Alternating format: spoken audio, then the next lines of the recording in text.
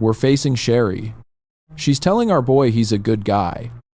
But she can't keep dating a nobody with no future. She's at an age where she has to think about marriage. She wants to start working from her palace. The poor guy stammers but can't get a word out. Meanwhile, she's tearing into him, saying all her friends are marrying famous guys from powerful companies. And what about him? One look is all it takes. Right? He's a total pushover. She stands up, and I'm actually impressed. How did this kid even date her? Because if he managed to land a girl with that body, this kid has potential, just not right now. Because she just got up and left him with a broken heart. They were together for 5 years. And he just got brutally dumped. He knows it. 2. That's when he decides to lock himself in his room and become a gaming addict. The game is called Pangia, and it became popular about 5 years ago. But it was so hard that no one had ever beaten it. So the number of players just kept dropping. This damn pixelated dream fosters frustration with the number of times you die.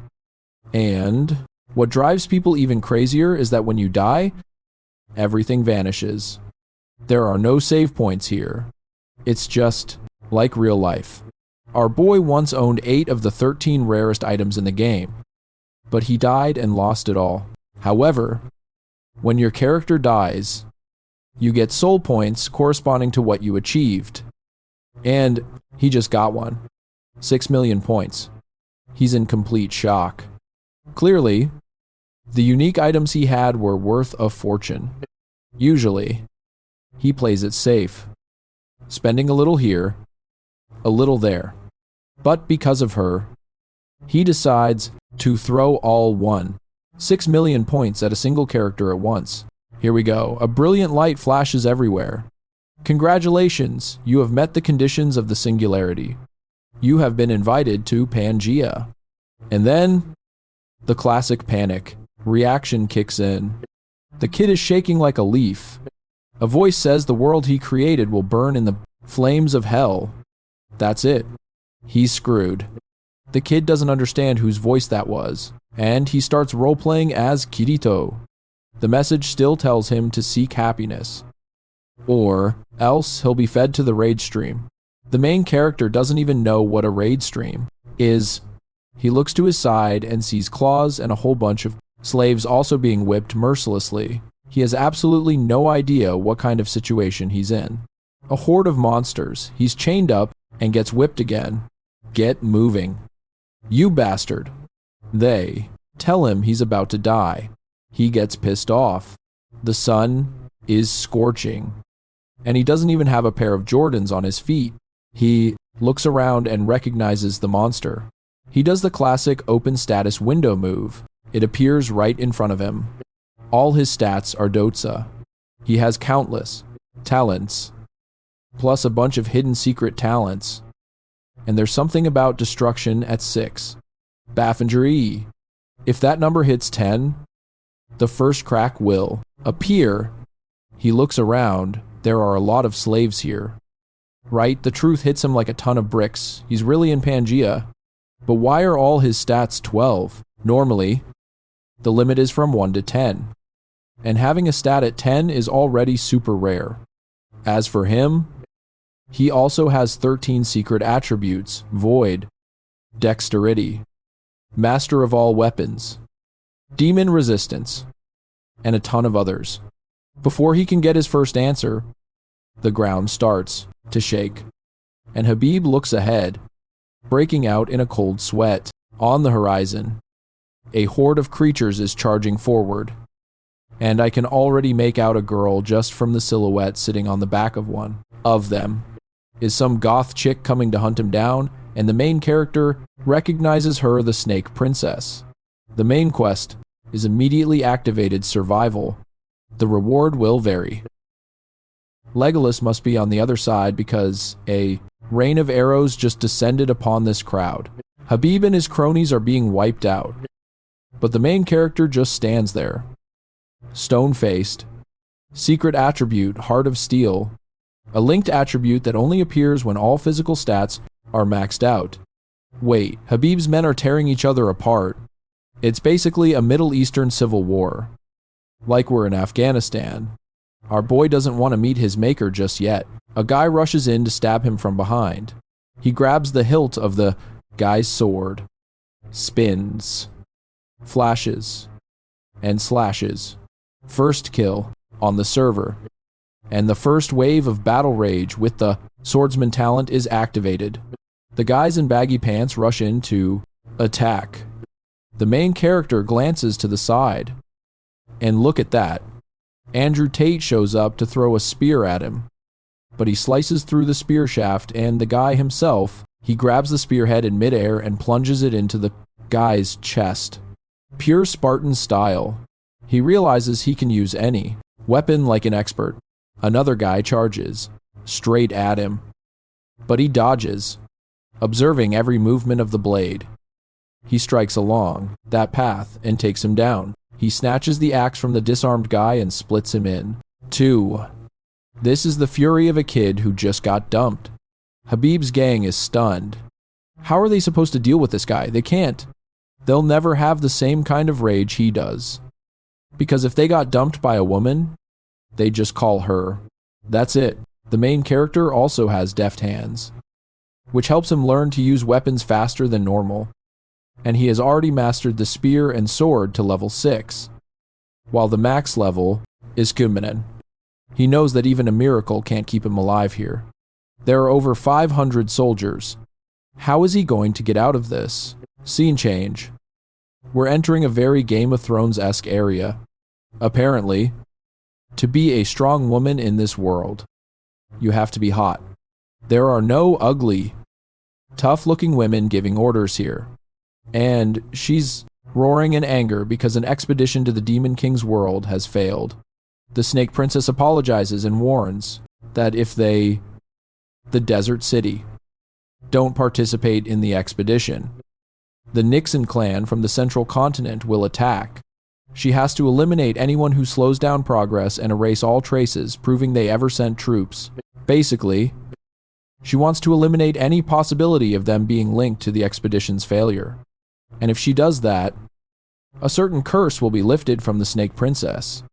Although she doesn't look happy about it, she still says she understands. Back to the battle.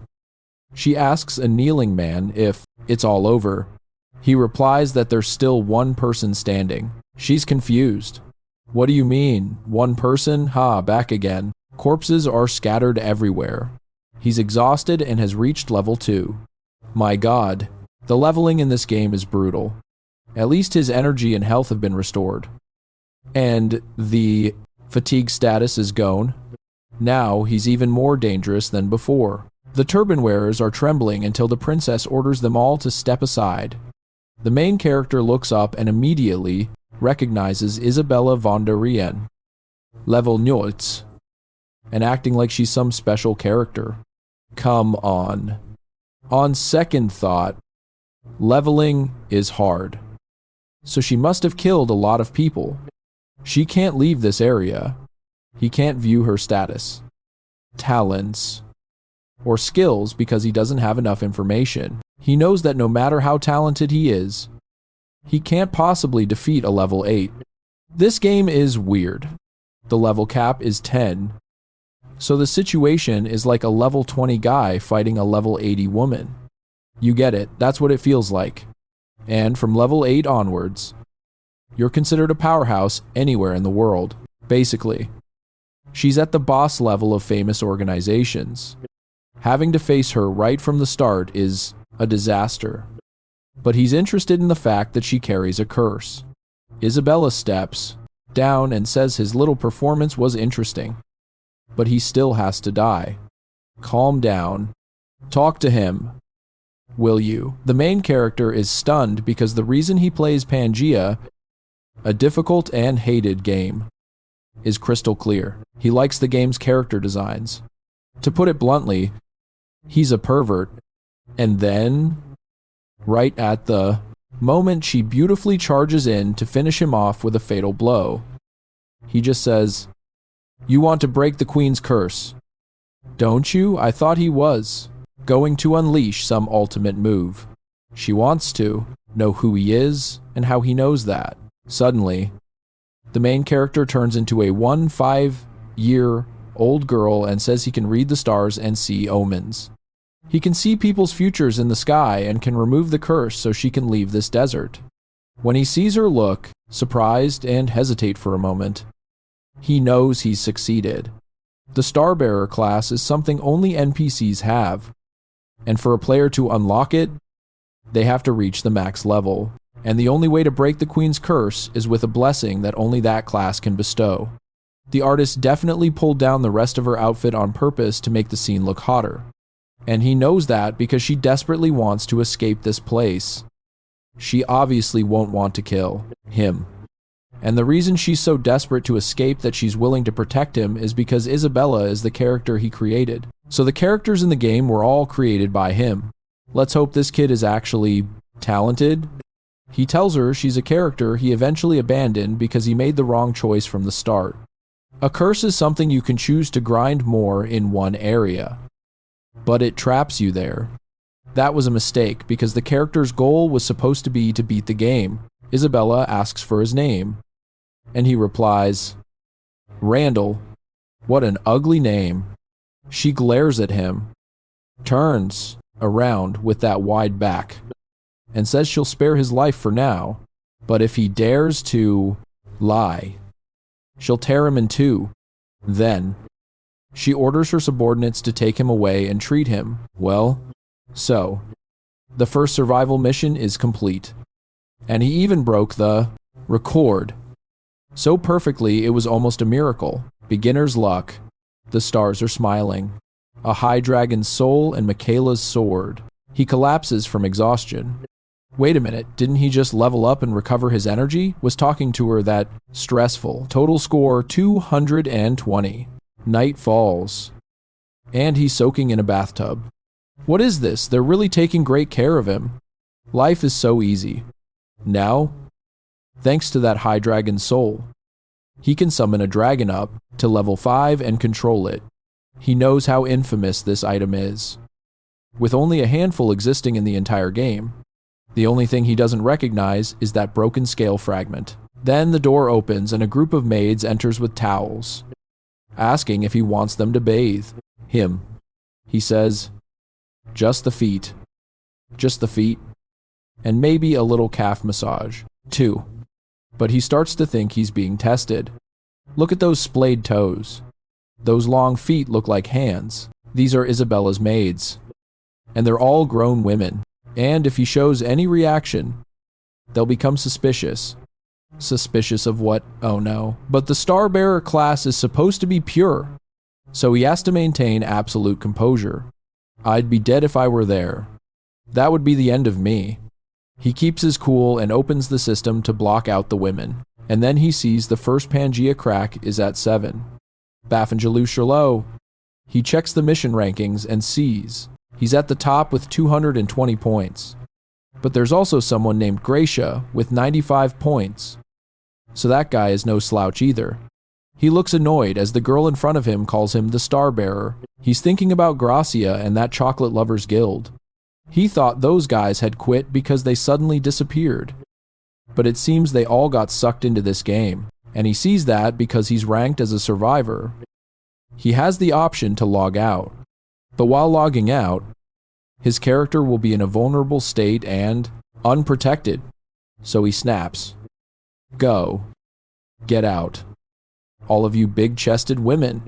I need to communicate with the stars. I have work to do. The girl doesn't really get it, but obeys anyway. The door closes. And he lets out a sigh of relief. At least that lame excuse had some effect. Scene change back to his room. And then, oh my god, he's screwed. The entire city is engulfed in flames. Right, there's no way things would be that easy. The poor guy thought he'd get to go back to a life of leisure. But no. People are running around in chaos. His phone blares with emergency alerts. And he sees a monster on the balcony outside his window, roaring at him. He immediately wonders why Pangia's monsters are appearing in the Trier, real world. And then, oops. Another small golden stone falls out of his pouch. Nothing is better than humiliating that wretched. Infertility woman. She'll want to have our boy's babies. But that's never going to happen. He remembers everything that happened in the game and starts to wonder if he fell asleep, dreamed it all, and is only now truly waking up. Then he puts his hands on his face and mutters, "Oh my God, I'm really going crazy, fantasizing that I got sucked into some web novel." Hey, guys, I don't know if you noticed, but there's a giant insect outside the house. So clearly, something's up. That's when he also sees the small yellow pebble right in front of him with a pouch, and wonders if he ever had something like that in real life. He quickly puts it in his pocket and decides to check what's happening with the game, which, unfortunately, no longer exists. The main character hears people talking about monsters. Oh, we're getting a little flashback here, aren't we? Now he's seeing the monsters. Look at those poor police officers, throwing useless things at the monster while one of them is being eaten alive. He finally understands. And then he gets an idea. Maybe the items he has in the game can be used here too. Instantly, he pulls out Michaela's sword and the high-grade dragon soul. He doesn't really know how to use them, but the system just shows on and off. The last 24 hours. Good luck! An angel appears, and the fragments. Timer starts counting down. In the streets, people are falling into an eternal sleep. A mother runs up, screaming, "Please save my daughter." The poor little girl is in her mother's arms, asking, "Mommy, where's Daddy?" Daddy is. You people are going straight to hell. Seriously. I say that because I thought she was about to be saved by the main character. But no. She just gets crushed. A young girl with short hair runs up to check on the situation, only to see the woman pinned down, but still trying to say something. "Take my child with you." The fact that she can still speak is a miracle. The young girl quickly takes the child, but when she turns back, the monster has lunged forward for a fatal bite. There's no way the main character wouldn't step in to save them now. Well, our boy has appeared with a rescuing slash. He looks so cool, slashing through everything. Wait. Hold on.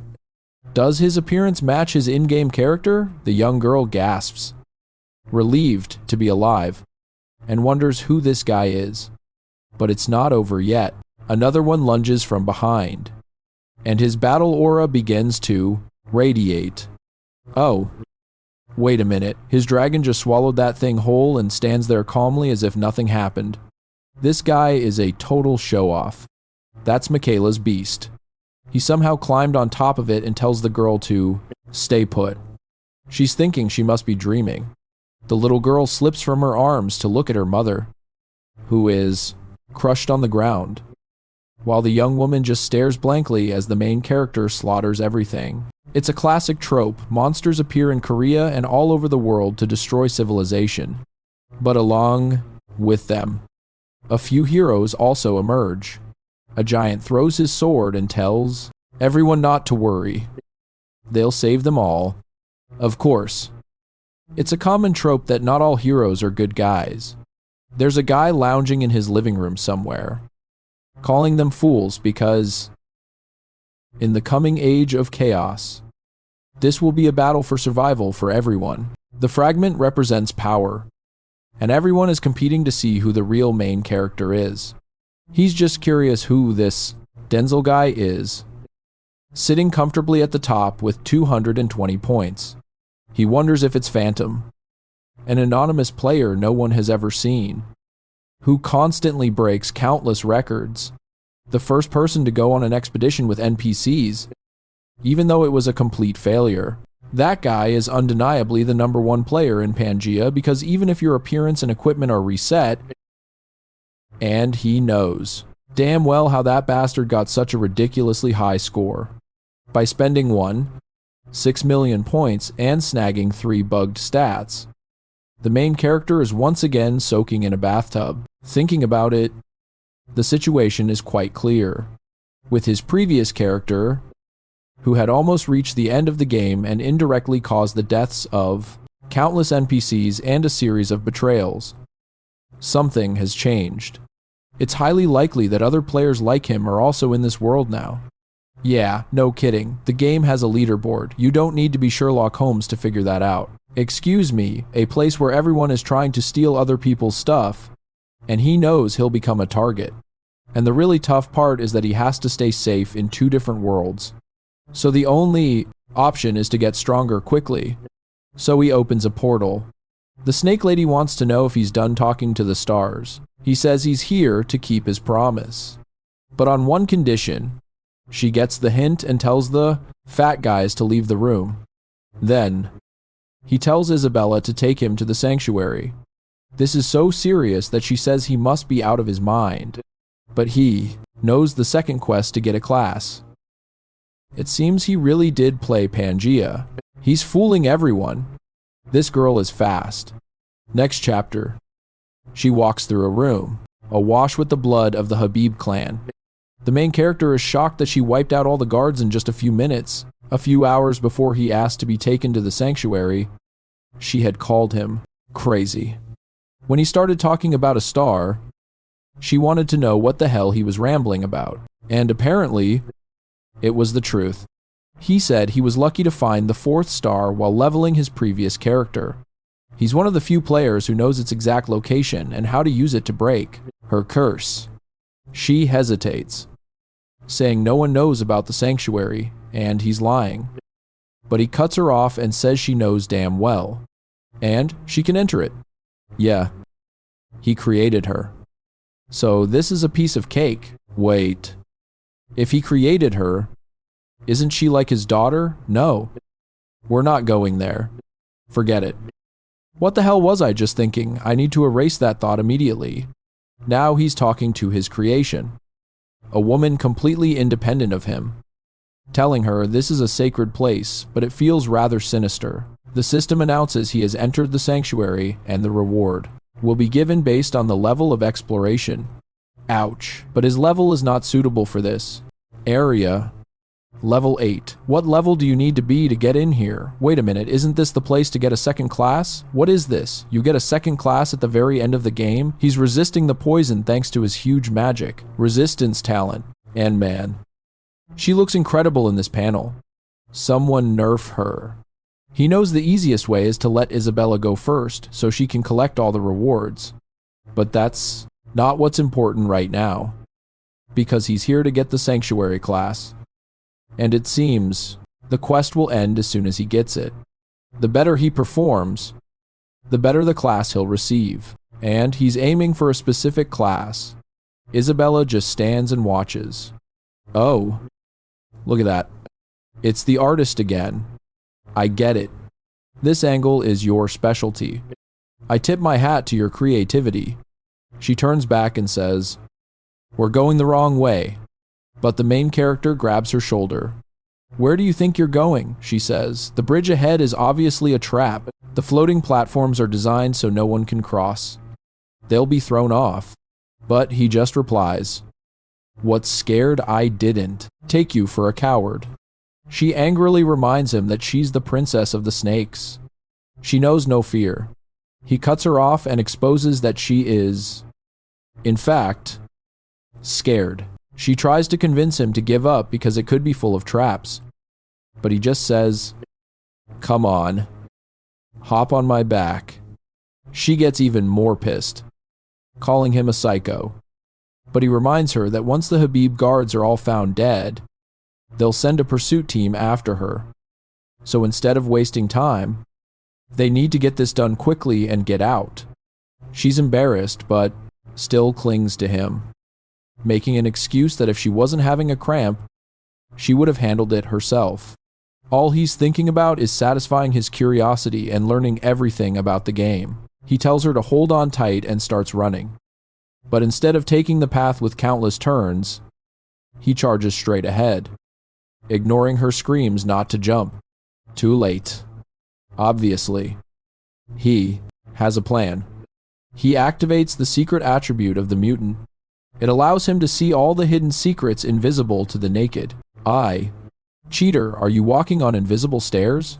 What a load of cheap gamer tricks. The girl is like, "What the hell is this? You're walking on air." Then the author starts getting weird. She feels like he's treating her like an old friend he hasn't seen in years.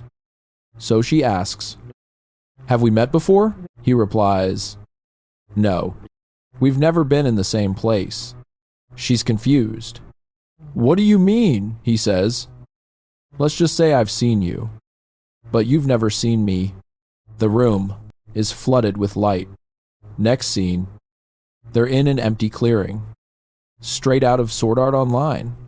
They've passed through a barrier, the kind where you can only see what's inside after you've crossed it. He starts to wonder if his memory is accurate when a glowing red eye appears among the rocks.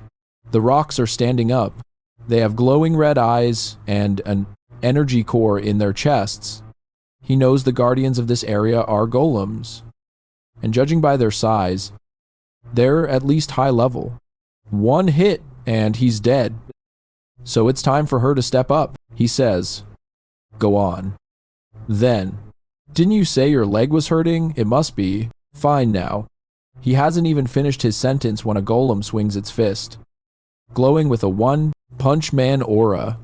She smirks arrogantly, just like Captain Levi, raises her hand, and slices them all apart. Well, not exactly. She jumps from rock to rock, finishing off the stone monsters while the main character stands with his arms crossed.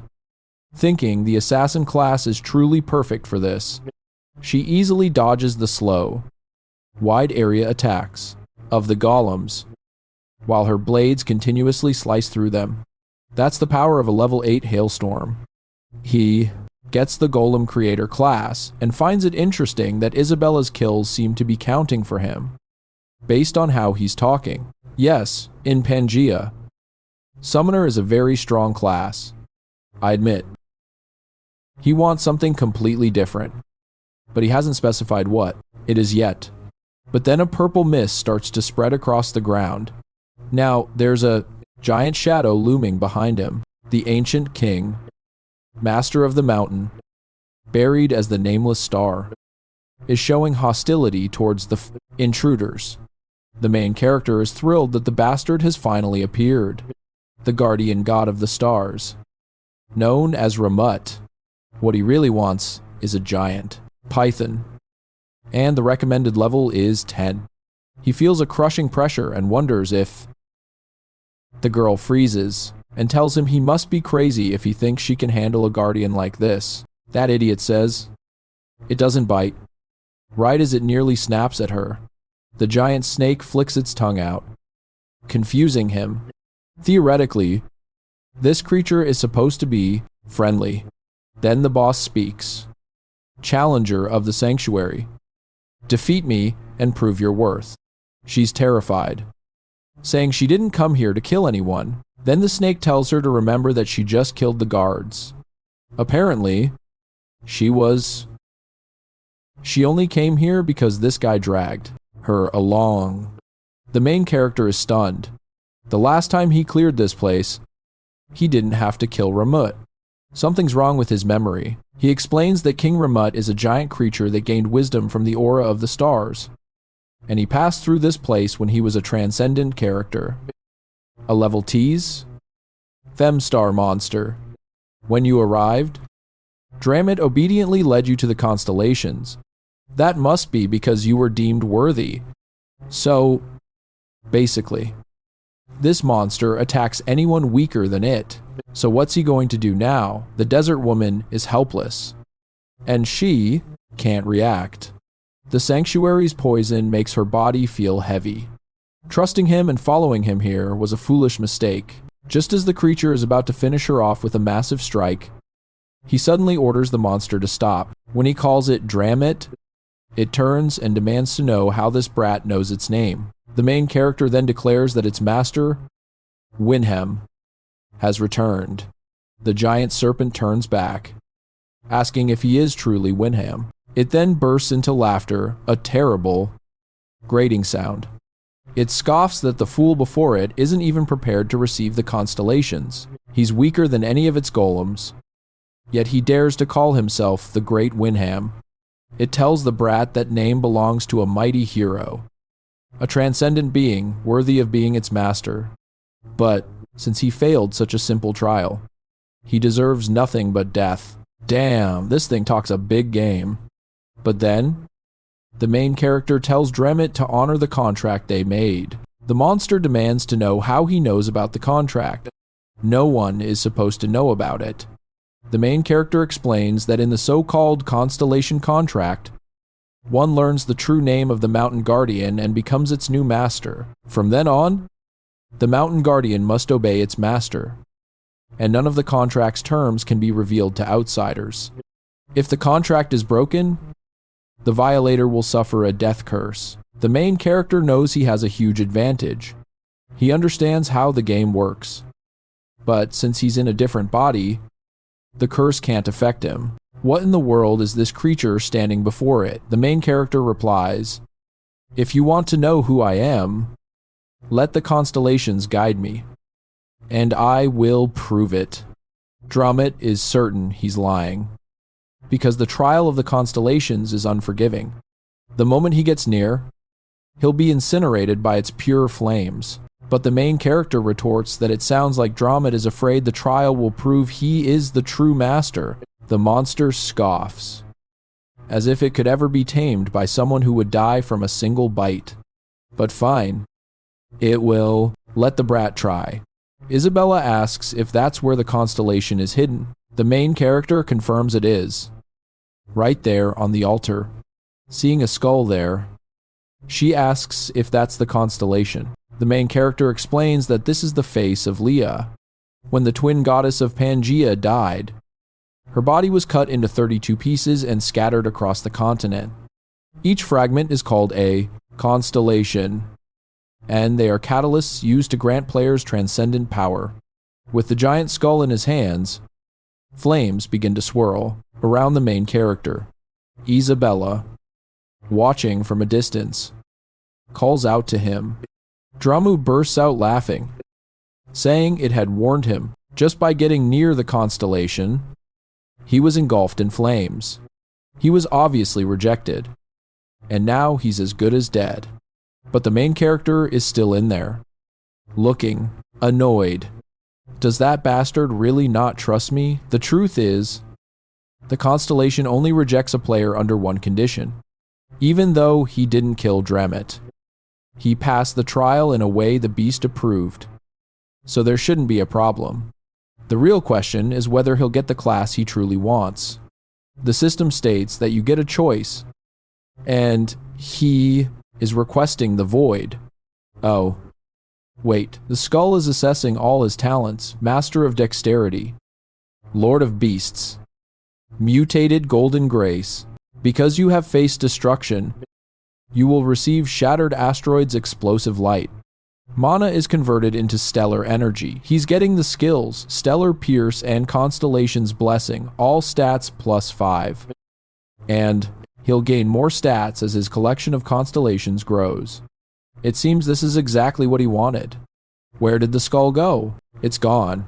He then asks her what she plans to do with her life now that the curse is broken. Isabella says she wants to leave the desert and search for a bloodline of the Dayan clan. But the brat isn't going to let her go that easily. He says he'll let her leave the desert on one condition: she must serve him for 1 year. After that, he guarantees her freedom to find her clan. Isabella immediately realizes she's just become a slave again. Exactly, like when she was with the Desert Queen. Nothing has changed. I'm not lying. He just lied. He said he'd set her free. But now he's forcing her into a contract as a condition of her freedom. She replies sarcastically that she will serve him, even kneeling down. He didn't ask for all that. He just asked for her help for a year. In any case, he thanks her and says she made a wise decision.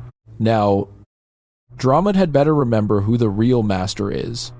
The giant serpent breaks into a cold sweat, realizing this really is the damn Winham. At least the second class advancement quest was a success. The scene shifts to the Desert Queen, who is in a rage, demanding to know why they let that damn Isabella escape. She immediately orders the Habib to capture the two of them.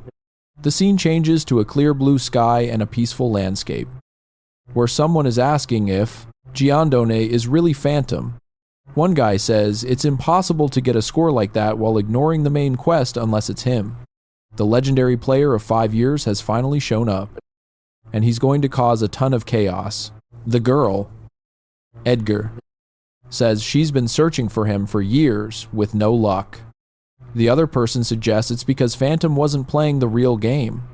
Now that he's here, there must be a way to find him. If he just started, he's probably clearing early quests like the second one, which gives them an opportunity. The blonde one suggests a tactic called fishing. It's a trap you list, a rare item that few know the value of. Then attach a twin talisman to it. And when someone buys it, you can track and kill them. Basically, it's a way to hunt other players. The brothers think it's unlikely Phantom would fall for such a simple trap, but the blonde insists, warning that he'll likely take the bait. He's a risk-taker who makes snap decisions. If he sees a great item on the auction house, he'll buy it, thinking no challenge is too great for him. And that's when they'll use the opportunity to recruit him into their guild. So this is all just to get him to join them. They want him too. The top-ranked players are probably going to lose their minds. The game rankings were just... At the same time, someone gets a notification that they've lost access to the auction house. Damn it. It's because of him. That bastard got 230 points. What kind of freaking class lets you grind that much? Looks like I won't be able to use my auction house scheme for a while. But it doesn't matter. If I just keep killing all the other players, no one will ever catch me. That's right. It's the King of Sin. Meanwhile, back with our hero and his new companion. Both riding the giant serpent, the side quest to explore the sanctuary is complete, and he receives an epic grade teleportation scroll. Isabella is completely bewildered by the item. The main character then gains enough experience to level up. If the current max level is 10, he's already at level 3, almost halfway through the game, and his stats are insane, 36 inches, everything. Plus a bonus of Sync, classic main character stats. Yet he still thinks he's leveling too slowly. According to him, the more talents you have, the more experience you need, but at the same time, it makes him a far stronger level 3 player than average. So it's fine. Especially since he knows about an item he'll get as a quest reward, called the Cloak of Shadows, which grants invisibility. But just then, Dramat's expression suddenly changes.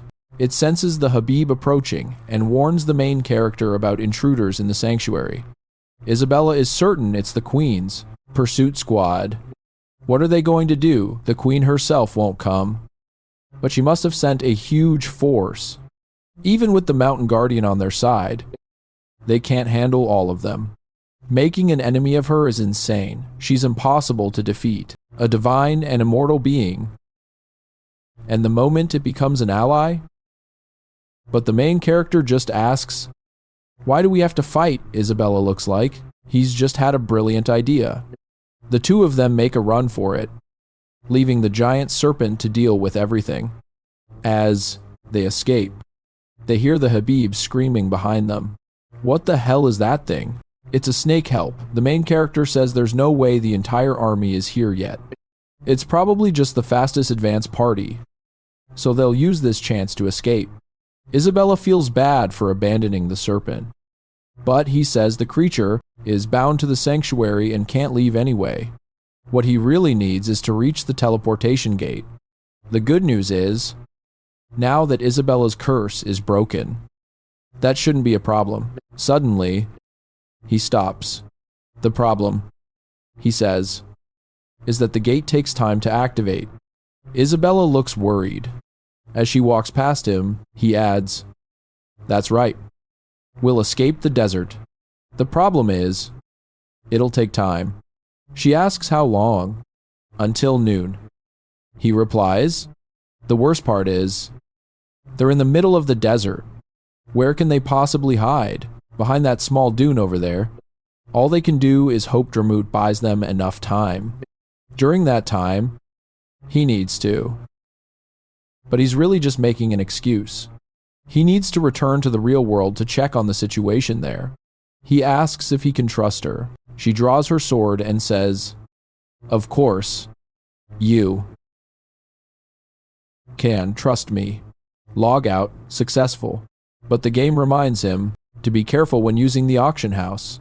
He wakes up in his bed, still thinking how strange the body swap feels.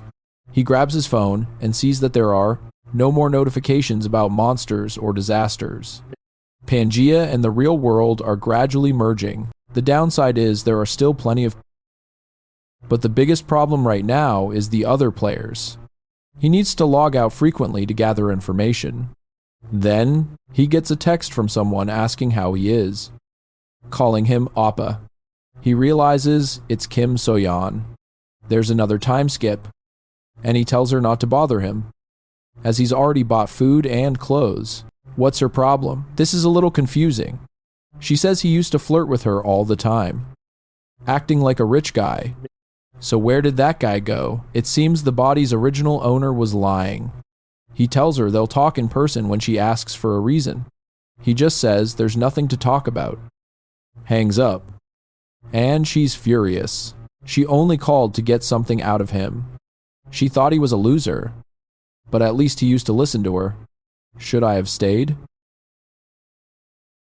With him a little longer, nah. Whatever. He's broke anyway. Then someone else shows up and calls out to her. She smiles, saying she thought she'd have to wait a long time. He asks why she called him out so suddenly. She tells him to sit down. She says maybe it's because they haven't seen each other in a few days. But he seems different. But he just says coldly, "Say what you want. I'm leaving." She clicks, her tongue in annoyance. He's acting so arrogant. Nothing like his old self. Then she says some things never change. He came as soon as she called today. And that's something she always liked about him. After they broke up, she realized how good he was. She's been thinking. She has regrets. And now she wants to know if he misses her. But the main character isn't even listening. He's just staring at a sign that says minimum 1 drink order per person. He's annoyed that she called him here and didn't even bother to order anything. Then he says, "I'm leaving." She's flustered. "Wait. Weren't you listening to me?" I said. "I miss you. Let's get back together."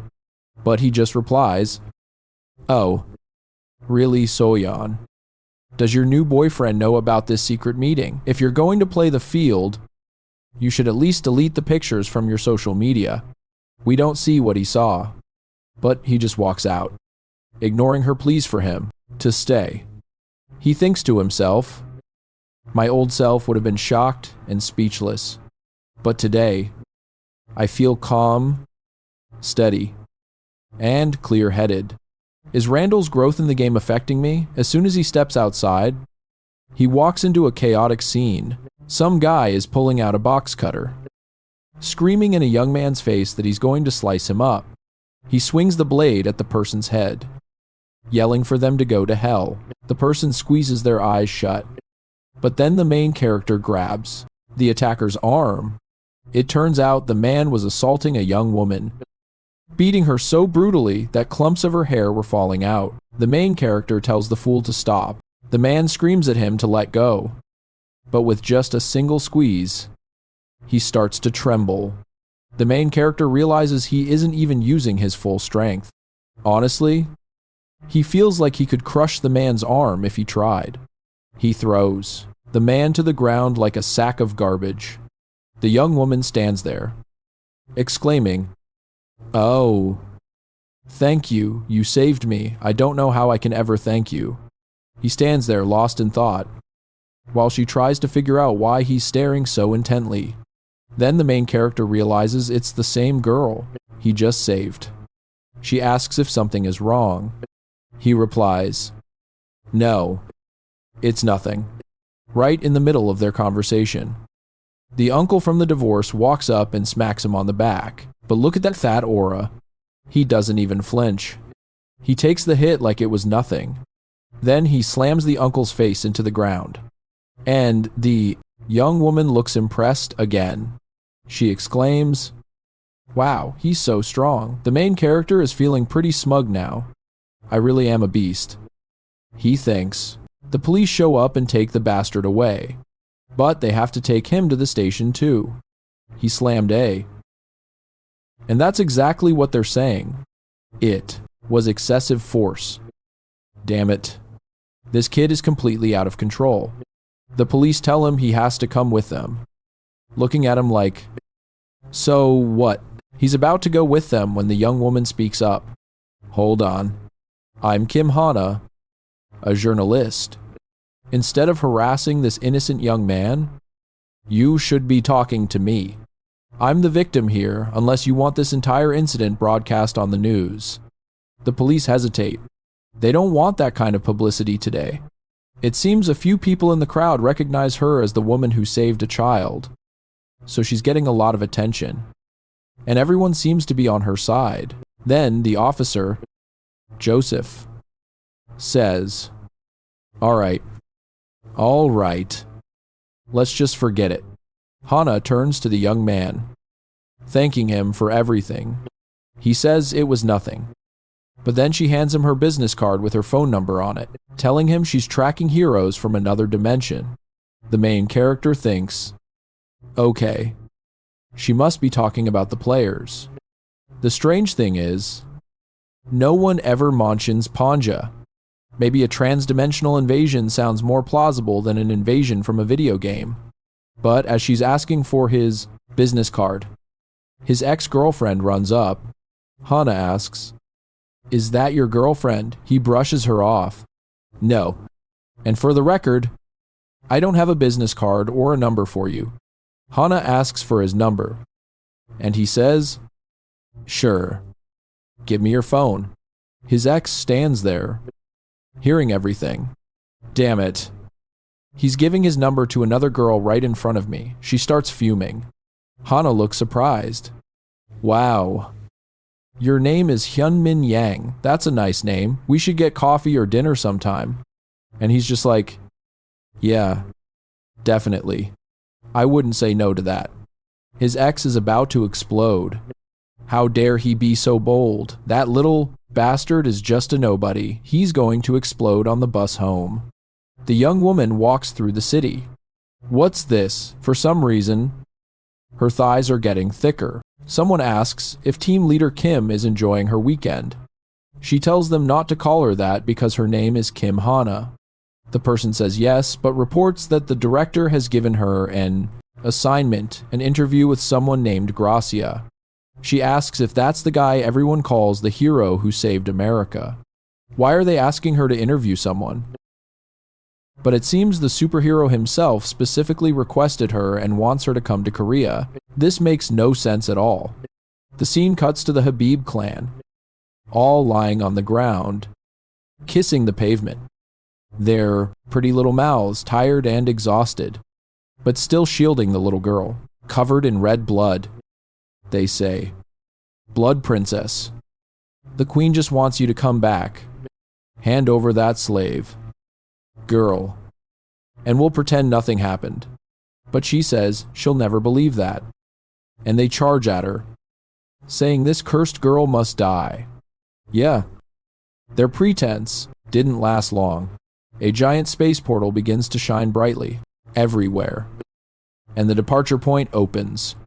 Just as the girl is trembling, her small arm shaking, the badass guy appears and says, "Isabella, you held up well. Now let Dad handle this. I've spoken with the stars, and I'll take care of this." The bowling ball-headed guy in the back orders the execution of the traitor. But the main character swings his arm forward and says, "Now it's my turn to keep my promise." The moment his hand clench, he uses his exclusive skill, Star Piercer. All the energy is for things. They're being completely annihilated. When he says the time for liberation has come, she seems to realize this is truly the power of a star bearer. And then, suddenly, he says, Isabella, if you don't want to go with this badass guy, I won't stop you. Just to force the girl to say, no, I'll go with you. She even cracks a slight smile and steps through the space portal. Her curse has been broken, and now he can connect to 12 other locations through the desert. And he chooses the central continent, Akana. Welcome to the City of Gold. Damn it, more Habib guys. This place is full of them. So, yeah, we're definitely in the Middle East. That's where this game takes place. Isabella is impressed, saying the place is so luxurious. He says, of course it is. In the City of Gold, everything is settled with gold. Then Pamalit says, perfect. She has 300 coins. He looks and says, great. With that, we can pay for one night at an inn. She's confused, saying that's ridiculous. In the desert, that much could buy about 10 slaves. He explains that in this city, everything. A loaf of bread costs 50 gold coins. It makes no sense. For example, how the hell is gold cheaper than wheat? The author tried to be clever, but messed it up. Unless the ground is made of gold stone. So the main character tells her not to worry. Money is everywhere. She asks what he's talking about. Yes. This is the city of 3 plates of wheat for 3 rich tigers.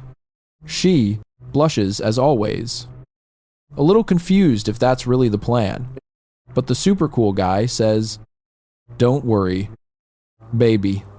I'm very lucky. It turns out he has the blessing of gold trait. And this kid is ready to play. They head to the Hudson casino. But the guy at the door stops them. Sorry, sir. Anyone with less than a 10. 000 deposit is not allowed to enter. Isabella immediately reacts.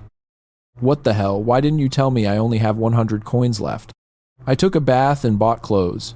She's in a Cleopatra-style outfit. While the guy at the door says, no deposit. Get out of line and don't bother this place. But the main character holds out his hand and says, look at this. This should be more than enough. The tear of the Elf Queen from the Immortal Raid. Apparently, it's very valuable because the other guy starts trembling. They both walk in like VIPs. Isabella asks what he just showed. He says it's an elf's amulet, one of the rewards they got from the sanctuary. She says, are you crazy to spend something so rare here? He says, calm down. They're only holding it for a while because I'm going to get it back right here in this VIP land. The roulette wheel spins. Stops on number 3. And everyone is screaming. Damn it. It's that guy again. He won one. 200 coins. The guy is sitting behind walls of money. Just as you'd expect from the blessing of the gold god. When it comes to making money, there's no better trait in the entire game. The excited girl says, now we're rich. And he replies, I'm rich. That's what you mean. She's about to cash out. And the staff member says, sir, we will pay out today's winnings. But from now on, you are banned from the Hudson casino. Any customer who mimics your bets is making too much money. And this is becoming a big problem. Isabella wants to start a fight. And he says, calm down. Fine. I'll go. But first, I want to talk to the boss. The big-nosed guy says, who do you think you are? Get out of here quietly. But the kid says, you don't understand. Your boss is the one who wants to know who I am. So go tell him I'm waiting. The guy with the mustache must be the boss. And he's in shock watching through a crystal ball. He uses his observation skill, Level 0, and is completely panicking. That item is extremely rare because elves almost never leave their kingdom. And this one is from an elf queen. Even if he sent 3 level 10 guys to buy something like that, it would be impossible. He can't believe something like that ended up in his casino. Then a voice says, "Mr. Hudson."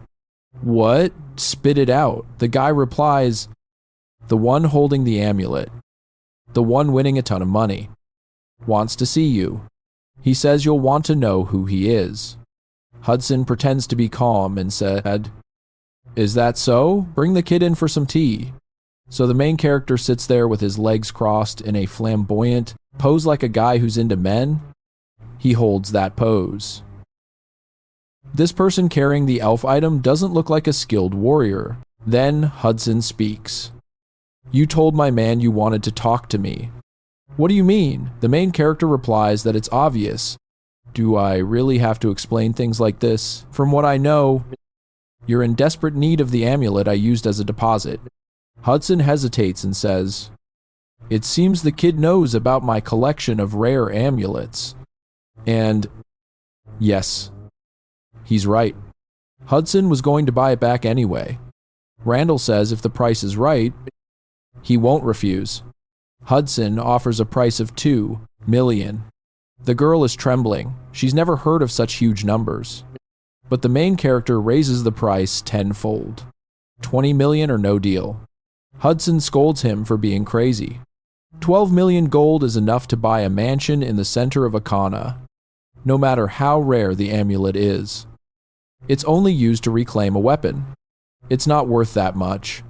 Randall says, "Maybe it's not worth that much to me, but I know it is to you."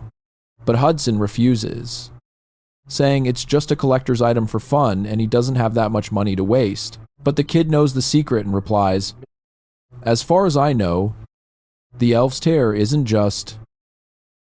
It's what you need to get into the city council because the minimum requirement is to be level 10. But to reach that level, one must use their own strength. As for you, since you're not a combat class, that's an impossible wall. That's why you need an item that removes the minimum level requirement to equip certain gear. And this elf item is exactly that. With it, you can wear items above your level and make up for your missing stats. And by doing so, you'll finally be recognized by your fiancé Serengeti's family." The main character knows everything. Saren. And I hear she commands 500 white knights. A girl so noble she sacrificed both her legs to help me hunt the Demon King. When the main character was in Pangia, he just saw it as a game. He didn't care at all. But now he suddenly realizes that maybe the NPCs in that game are actually people from another world. And what's happening is that the worlds are connecting. That brings Serengeti's last words flooding back to his mind. She once asked him to deliver an amulet to date. Someone. The quest said that person carried a picture of Hudson, her husband. At the time, he was so confused. What nonsense. And now the main character has pieced it all together.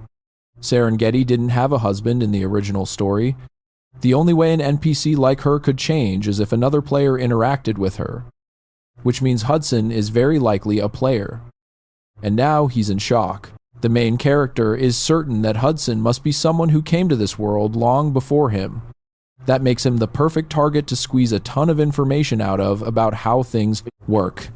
Hudson obviously wants to know how he's so well informed. And the kid replies that the stars told him. Hudson asks if he's a star bearer, and the main character confirms it. But if Hudson isn't willing to pay 20 million, he just has to accept one simple condition. Hudson asks confusedly what it is.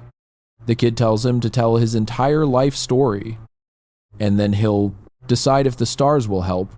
Hudson sits there, completely baffled. This guy wants to hear my life story. Meanwhile, the main character is thinking he couldn't care less about this guy's life. He just wants to know everything about the game. Plus, there's a risk, because in this game, there's a class of NPCs called hunters who go around killing all the players. Because the Starbearer class is very... But the kid is confident Hudson will agree. because Serengeti isn't just some random NPC. So Hudson says, "Fine, I'll tell you my life story." And it all starts with his fiancée, because everything he wants to achieve is tied to heir. He says Serengeti was a brave knight who participated in the expedition to the Demon King's domain with 8 heroes. The main character pauses. "Wait, you're talking about the expedition where Winham died?" And Hudson replies, "Yes. The one who was once the leader of that great expedition. All I heard was that there was some kind of civil war that caused..." The main character is a bit confused. Wait, who's telling this story? It has nothing to do with him. So he asks, "Do you know who the 8 heroes were?" And he replies, "Of course I do. Each of them was a legendary figure. For example, one of them was the second strongest, known as Gracia, who at this very moment is watching the news about our main character. Someone from behind informs him that he has arranged an interview with Kim Hana, the Korean woman he requested. But he wants to know why he has to go all the way to Korea. It would be easier to bring those people here, especially since everyone in America wants him to stay in case of a monster attack. But Gracia says no. He has a feeling that the person in the video is the friend he's been searching for all this time. The sky is clear blue, and the main character is back in the city. But he doesn't look very excited. The young TV reporter, Hannah, asks if he doesn't like the food. He says that's not it. He's just a little exhausted. The truth is, Hudson stayed up all night crying and rambling, and he had to sit there and listen to it all. Poor Isabella. She even almost fell asleep. The kid acts polite, asking Hannah if it's really okay for him to eat here, since the food looks quite expensive. But she's like, "Of course, you saved my life. Just eat and don't worry about it." Then she looks over and sees something strange. My God, there's an incredibly empty look on the main character's face. This is the first time I've seen an action series with a classic restaurant scene like this. It's an indispensable item. And she's sitting there, annoyed with her new boyfriend. He realizes he's the guy she posted pictures of online. Hey, Evan wonders, does her new boyfriend know she's still stalking me? How shameless, and what a coincidence that he's here, right? Now, Hana offers to leave if he's uncomfortable, but he just calmly chooses meat and says it's fine. He has nothing to do with her anymore. Suddenly, someone speaks up, asking, "Are you Park Hyun-min?" It's the guy standing behind them. He says, "It looks like you're stalking Soyeon. Stay away from heir. You two broke up. You shameless piece of trash." He's confused. Wait. And the guy says he knows exactly what kind of person he is.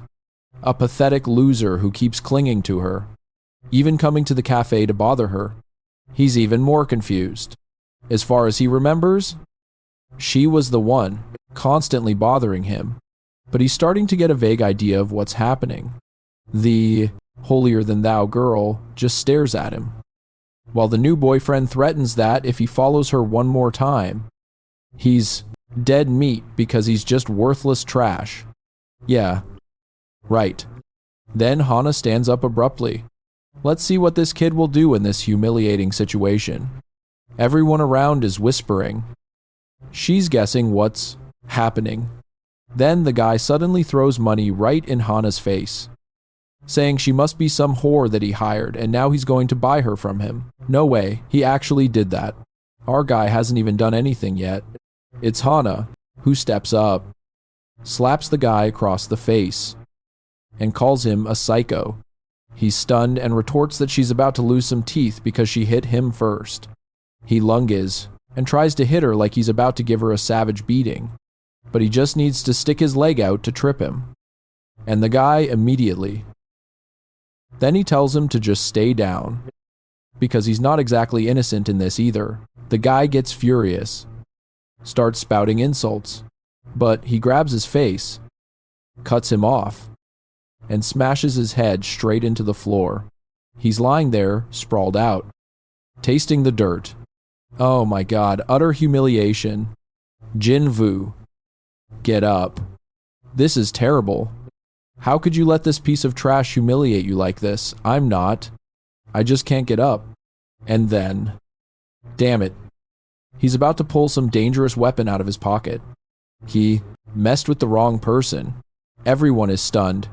That guy is a space hero. And then he grabs his neck.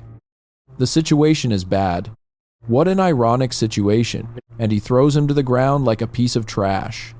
But instead of being scared, he just lies there and wonders. Is this guy a player? Then why did his attack feel like nothing? He saw the guy transform. So he's completely unharmed. Or did this guy just gently place him down? He sees through him a level 4 Lancer class in Pangia, which has a total of 10 levels. And obviously, the higher the level, Furthermore, the required experience changes depending on your talents. Since he has countless talents, his level 3 is actually a bit stronger than this guy. So clearly, this Jinwoo is definitely in the low talent group. And all Jinwoos are low rank anyway. He's sure of it. This guy is probably just a newbie who recently synchronized with Pangia. He probably got lucky and survived the first quest, and got a mediocre class. After that, he was able to leave the game and never came back. He's sure this guy. Oh my god. You're so cool for cleaning up that filthy trash. He turns back and says, Hyun Min or whatever your name is, you're lucky I'm sparing you for Soyeon's sake. But you better never follow her again. He thinks to himself. This guy is a total idiot. Not only did he expose his identity as a player to everyone, but he's also burning through his golden fragment like it's nothing. Hana worriedly asks if he's okay. He replies, yeah, I'm fine. Totally fine. Nothing to worry about. She says they need to call the police right away. But he's not bothered at all. You slapped him first anyway. It's all good. But right in the middle of their conversation, an earthquake suddenly hits. The ground shakes violently. The ceiling starts to crack. Star corrosion, and then from the void, giant worms emerge from all sides. He covers Hana's mouth and tells her to wait a moment while everyone around them is running and screaming in panic. Strangely, the monsters look menacing, but they don't attack. He realizes they are one of the few worm species that only eat corpses and wander around looking for items. And now it's time for that couple to say their goodbyes. Right, the girl hides behind him, urging, go on. Honey, do something, protect us. And he's like, all right. Then he pulls out his lightning spear. He tells him not to attack, but it's too late. The guy has already blown the worm's head off. Now he's stunned. Wait a minute. I killed it in one hit. I must be stronger than I thought. Yeah. Your life is over. Buddy, you're getting hyped over something that's clearly gonna kill you. He's ecstatic. Why was I so scared all this time? I can kill everything. While the main character tells Hana to run as far away as possible, that idiot does the worst possible thing. The place is engulfed by red smoke. Jinwoo doesn't understand what's happening. What's obscuring my vision? What's going on? Then from nowhere, a black, demonic hand lunges forward. And when it reaches his eye, a demonic eye appears on his back, roaring, asking who killed its child. The elite monster Mambutai appears. He's grabbed from behind by the Mamba. And the worst part is, to defeat it, you need a... Yet the Mambutai is ordering everyone to be killed. It invades the kid's mind. Another idiot nearby covers his mouth, asking what happened. He can't see anything. And then, of course, Jinwoo charges in with his lightning spear, screaming for it to die, and it looks like he's about to finish it. The guy is hallucinating. Blood splatters everywhere. No, wait, the monster actually steps forward, chops off one, of his arms, then slices off both. He collapses like a sack of cement, while the main character is still gathering his energy, telling the monster to show itself. The worms start to charge in while a voice speaks with a Joker-like laugh. A giant mouth appears, saying nothing bad is happening. It seems there's a human here. How delicious. Get out of here. That giant Mamba is about to eat the kid. The young girl screams, searching. Honey? Where are you? But amidst the red smoke, there's suddenly a huge explosion. It's the main character transforming. He's taking this opportunity because the Mamba has hidden everything. He has a chance to transform without anyone knowing. If not, he would have been its meal long ago. The monster is confused. Strange. Your physique is so normal. So how can you dodge every attack? The main character says nothing. He charges in to attack again. The Mamba grins, pulls something from its head, and unleashes a flurry of tentacles. But the main character easily slices them off. He says he saw this move coming. And then a blast of blood erupts towards him. But he manages to grab a table to block the attack. If that stuff touches him, he'll be poisoned instantly. The table holds firm. Something's not right. This kid has incredibly strange evasion skills. But if his attacks can't reach the monster, what's going to change? But the main character tells it not to worry. Now he's going to stick this thing right between its eyes. He activates the elf item that reduces level requirements and equips the boots of Hermes. Not only that, he also puts on Michaela's armor and Michaela's helm. He's fully geared up. With the full set, he can use the Heavenly Dragon's charm. All of these were bought at the secret auction.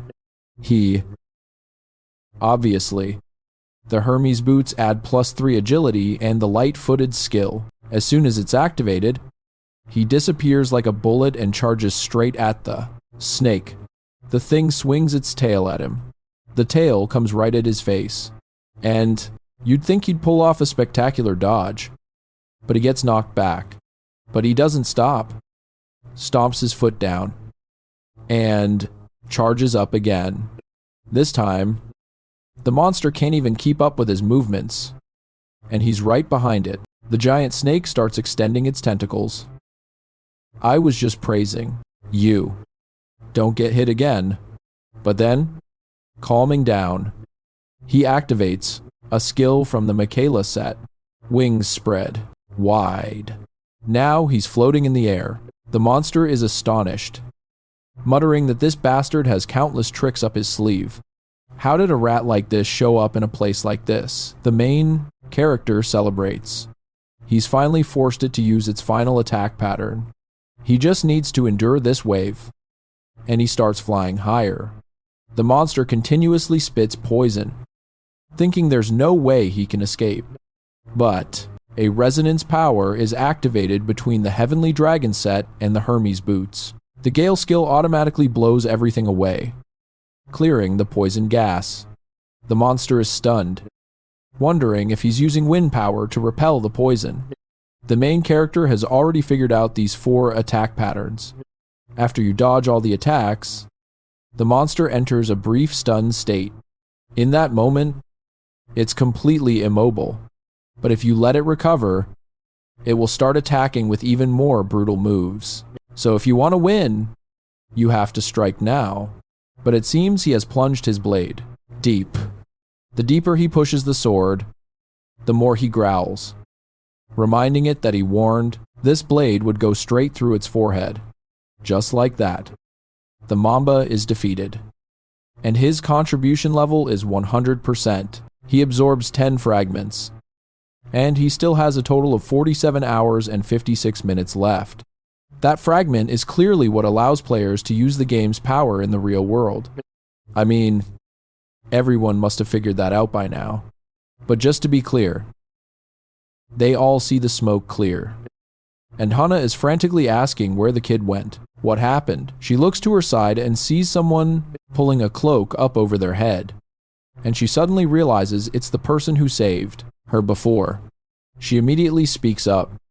Wait, are you the one who saved me? But the main character just thinks, good. She's safe. That's that. The invisibility cloak's effect activates, and he disappears. She realizes the smoke has cleared. But where's the kid? And then there he is. What? She thinks it's magic. Hey, Hana, are you okay? I finally found you after... Are you hurt anywhere? She says. No, she's fine.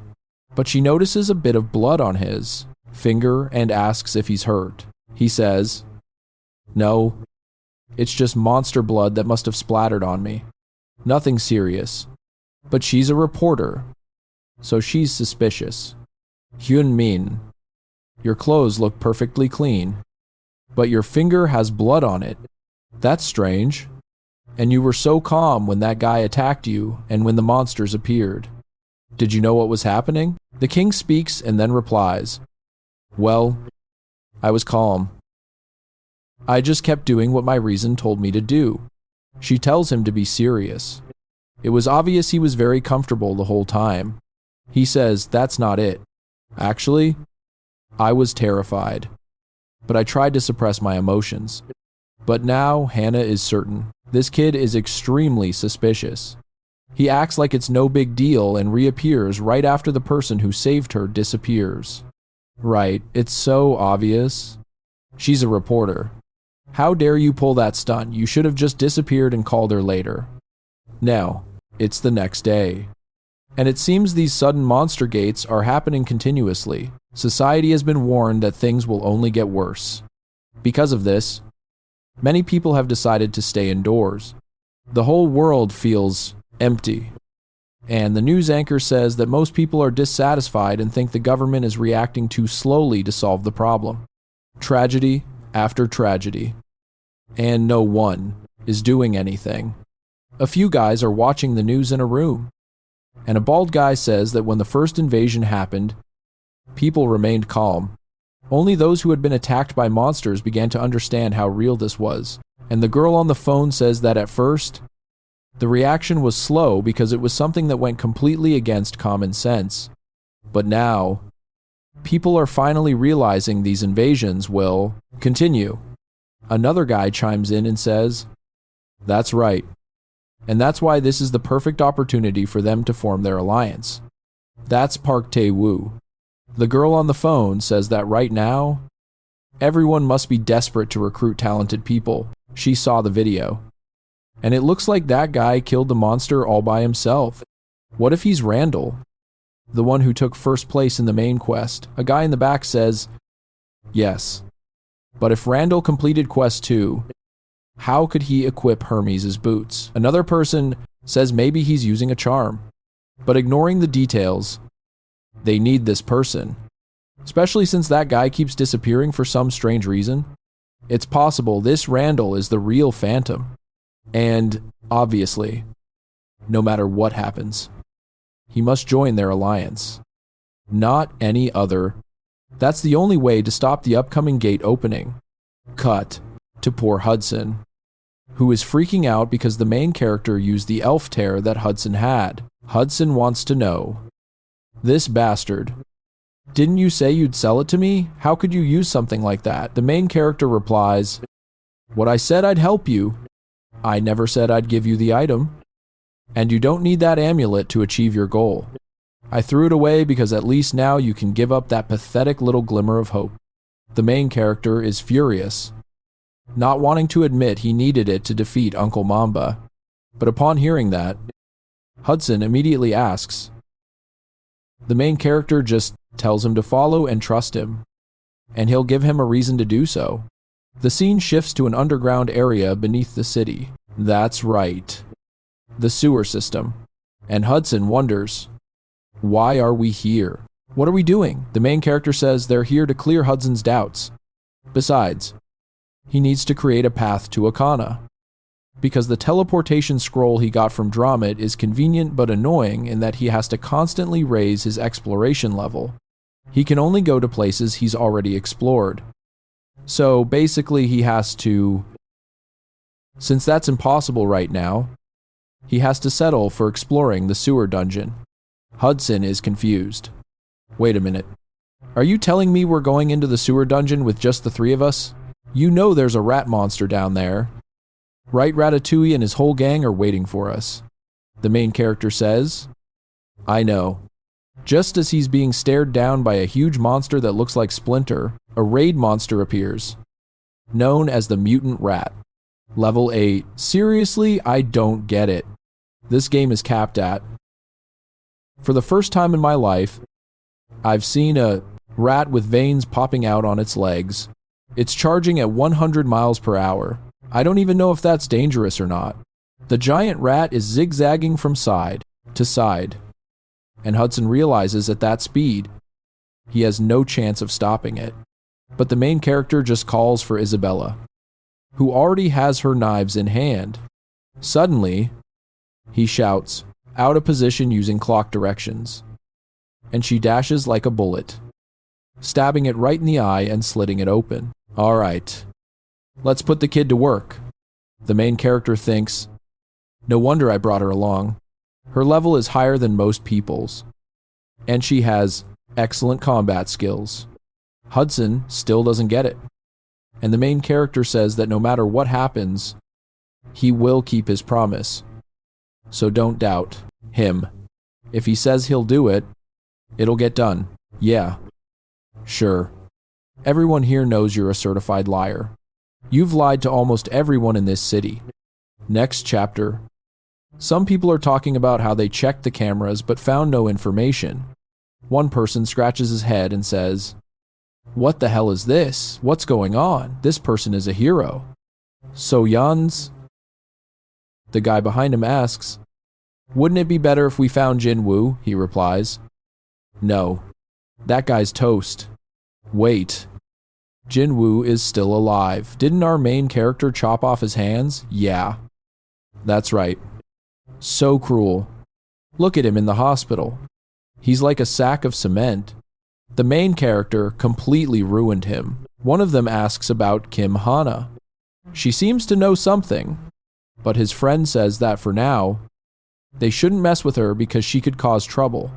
The other person asks why. He says, don't you know Gracia is protecting Kim Hana? She's part of the reason everyone in Korea is on edge. That guy came from the US to be interviewed by her for some reason. And there they are. Countless cameras. The man in front of her introduces himself, saying it's an honor to meet the famous Korean reporter, Kim Hana. During the conversation between the two idiots, one is like, what? Is he in love or something? What happened? The other replies, how should I know? I don't understand why Gracia would travel halfway across the world to talk to her. Apparently, he's dying of curiosity too. But for now, it's best to stay away from her. Most people who dare to get in Gracia's way in any capacity get erased. Cut to a badly beaten kid leaning against a wall, asking, what the hell are you doing? Killing players is forbidden in the real world. The other guy says it's not forbidden. Who decided that? Just listen to what he's saying. The kid tells him to remember. Gracia told everyone to prepare for the invasion. Obviously, the more players that die, the worse the situation gets. The guy covers the kid's mouth and says that's enough. If you want to talk to Gracia so badly, you can go cry for help. Then he bites his neck. Blood erupts, and he walks away while the system announces he has been recognized as one of the top contenders to receive a class. Thanks to the player massacre, he has gained access to the secret auction. The culprit disappears. Certain that the damn phantom is Randall, this means he won't hesitate to challenge the main quest. And if he waits for that kid at a specific place, he'll definitely show up and be killed. Cut to a desert where a creature, he says that they were lucky. The original plan was just to register the rat dungeon point. But when he killed the monster, they got a rat core, a mutant material with beast-type soul enhancement properties. And that's what he used to evolve the high-grade dragon. Then, The main character asks Hudson, "Have you settled everything at the casino?" Hudson replies, "I've arranged everything as you said. It's a shame I have to leave my business right now. But it's all to marry Serengeti. And if I don't leave the casino to someone while I'm away, it'll..." He realizes the main character seems to know the monster's every move. The opportunity to negotiate with someone like that is extremely rare. And the main character stands there next to Pamela, saying, "Good. Now that we have money, we don't have to worry anymore." Hudson wants to know where they're going, and he says they're going to get a masterpiece that's guaranteed to fulfill Hudson's wish. Not only that, it's also where the third main quest begins. They're going to the spirit tower in a forest. The trio is striding along. Hudson remarks that the place looks quite ordinary, and the main character says it's the entrance to the spirit tower. So he'd better be careful, because this is where spirits are born and also where they temporarily open a path to the spirit world. Passing through that path at twilight is the only way to reach it. But the tree here has been dead for a long time. Not just this tree. The whole forest is dying. And it seems like it's been a very long time since any spirits were born here. It's not the best method. But they have no choice. Hudson asks why the kid is drawing his sword, wanting to know what he's planning to do. And the main character swings his sword, splitting the tree in two. The entire forest tremble. The two behind him are very... A hand throws something at Hudson, but Isabella blocks it. Even so, she seems to be staggering. She's also bleeding. A guy with horse legs says this human woman isn't half bad. A high-level reed. The master of this forest. Hudson clearly doesn't know what that is because he's standing there frozen, screaming, and the reed says, "I thought you were just lost travelers and was going to let you pass.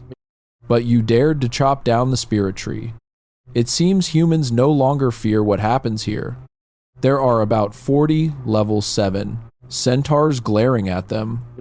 Isabella is sure that if they all charge at once, they won't stand a chance of survival."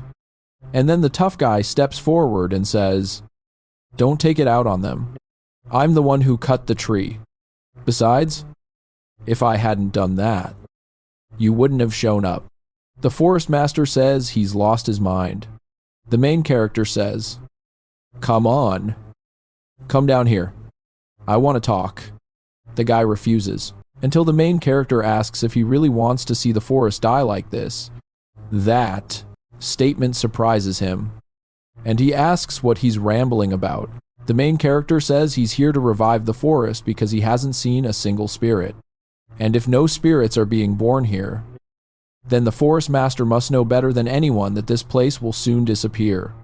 If he opens the gate to the spirit tower, he will deliver a forest spirit to that place. Gatred tells him to stop making things up. The spirit gate is a place only the chosen can enter. How could a filthy creature like him have the right to do that? The main character knows a fact to enter the spirit tower. One needs outstanding talent and must complete countless quests. The number of players who have reached this part of the game can be counted on one hand. And at his current level, but he tells him to shut up and open the gate, because he possesses the secret trait of reed affinity and swears to take responsibility for saving this forest. The forest master still doesn't really believe him, asking if he's seriously saying he'll save this place. Everyone is cursing, calling him a filthy liar, and that what he deserves is death. The crowd around them shouts to kill them, saying they will rain down a storm of attacks. The forest master stares blankly until suddenly, he steps forward, face to face with the main character, and says he better keep his promise. The main character replies he can be sure of that because he never goes back on his word. Unfortunately, I can't back you up on that one. You lie way too much. But the forest master says he's only allowing it because he wants to see him fail and then he'll kill him with his own hands. That's it. Let's go. Follow me. They arrive at a pile of rocks, and he says that with the forest dying, this is the only way to open the tower's gate using the corpse of a stone spirit, and the kid should know that if he fails, he will immediately. Randall says that's not fair. What if I win? What do I get? The forest master says, a well-deserved reward. Then the quest appears, return the forest spirit and receive the title Friend of the Reeds. If he fails, he loses 30 reputation points and starts a war with the forest. He tells him to get ready, extends his hand, and says the gate will now open. A blinding flash of light. Everyone is dazzled, shielding their faces with their hands, and a gate to the tower is created. Only those who are permitted may pass. He asks the main character if they've reached the spirit tower yet, and the main character says not yet. They're inside the space gate leading to the tower, but to pass that point, they need to be authorized by someone. And then this tiny hat-wearing ball of fire appears. Randall is sure it's a spirit. Like, he can just pick it up and bring it back to the forest. He thinks it's really cute. But the main character says that's not it. The main character walks up to the creature. It looks at him for a moment and says it can sense the aura of a reed. You have been granted permission. Yes. It's obviously because of the trait. The little fire spirit asks if the people behind him are his friends, and he says yes.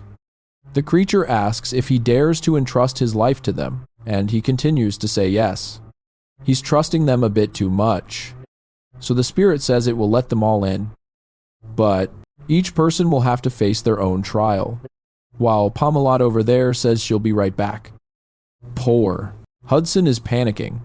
The spirit says the flow of time in the tower is different from the real world, so they don't need to rush. All it wants is to wish the Reeds good luck. Oh boy, I love a good tower climbing segment. Let's climb some floors like Sung Jin Woo. And the main character immediately faces the first giant gate. He says it's been a long time since he's been back here. And when he looks at the door, he has no idea what the trial is. My God, just entering the tower requires passing a test. And that test has different forms depending on each person's elemental affinity. He remembers the milkmaid has wind affinity, so that will be her test. And Hudson, with his water affinity, will probably get a corresponding test. But right in front of him, maybe it's because Randall is a character with an affinity for all elements. Then the statue opens its eyes and says, incredible. An entity that possesses all elemental affinities, water and fire, light and darkness. One who possesses elements that should not be able to coexist. Perhaps thanks to the void element that can contain everything. But that's too complex to be called a simple element. The kid is basically the embodiment of chaos. And that's why he will have to face the trial of House. And since he's about to take a test, the main character ignores the warnings, strides inside, and appears in an empty room. Our deep web impersonator says that for the past 5 years, he's played Pangia every day and is definitely the person with the most playtime. He knows more about this world than anyone. But even he doesn't know everything because this game is famous for its countless unexplored lands. And once you set foot in such places, it's all just a mystery. And that's exactly why he's so passionate about this game. He hears the monster say this is the first time someone.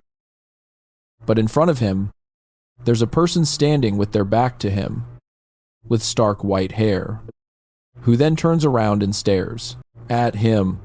It's Winham, the character he himself created. Anyway, before he can say a word, he points a giant greatsword straight at his face.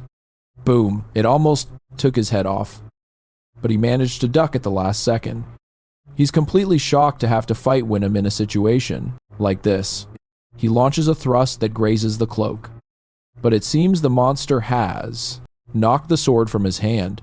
The main character is certain that whoever designed this made it so that no one could possibly win. The chapter ends there. But in the next chapter, the sword is stuck in the pavement, He has equipped the Michaela weapon with the armor ready and used his arm to block the sword blow. There's one thing he's sure of: if that blow couldn't cut through his arm, then no matter how much it looks like Winham, the stats are still close to Randall's.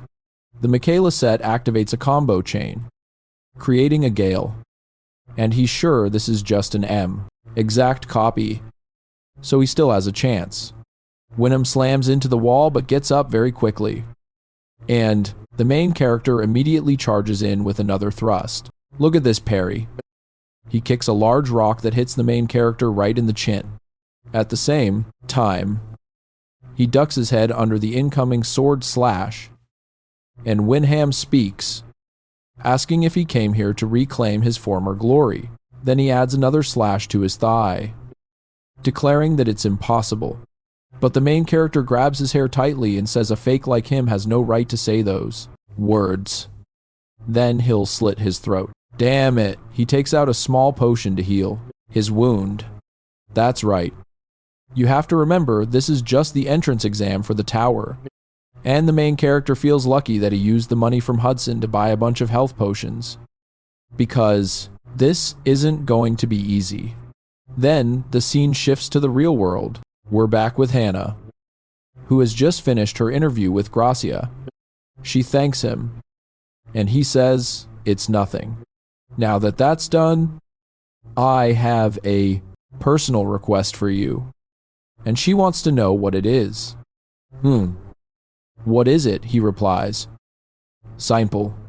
The man you mentioned. I want you to tell me everything you know about him. Every single detail. Without leaving anything out. You better tell him that Psycho is killing people. Speaking of dead people, there's a pride of lions lying on the ground. The main character has spun around and killed them all. He wonders how much time has passed. He's sure it's been at least 100 hours. And he's starting to feel exhausted. He's lucky that after killing the last few, nothing else appeared. Moreover, it seems there's nowhere else to climb. So this must be It would be great if a small window popped up saying he's finished everything. But suddenly, the corpses start to dissolve. The energy merges together to form a small floating mouth. It says it's strange that the chaos didn't work. Is he human or a reed? It's strange for someone to make it this far. The main character realizes it's the chaos spirit and says, if you're appearing, it means I'm done with this. But the thing opens its mouth and starts flying around, laughing at him like the Joker. It's ridiculous that you actually think you're finished. The test. Passing that barrier is where things really begin. But this kid is already exhausted just from getting here. Can he really finish it? He should know this test was designed for him to fail. Because right after the barrier, there are hundreds. No. Thousands of copies waiting for him. He should just give up. He'll never complete this tower. But the main character keeps walking forward without replying, while the thing keeps rambling. Give up. Kid. That little chaos spirit is really annoying. It just keeps yapping. The main character knows the reward here depends on the test you take. In the fire test, you get a fire spirit and $1 million.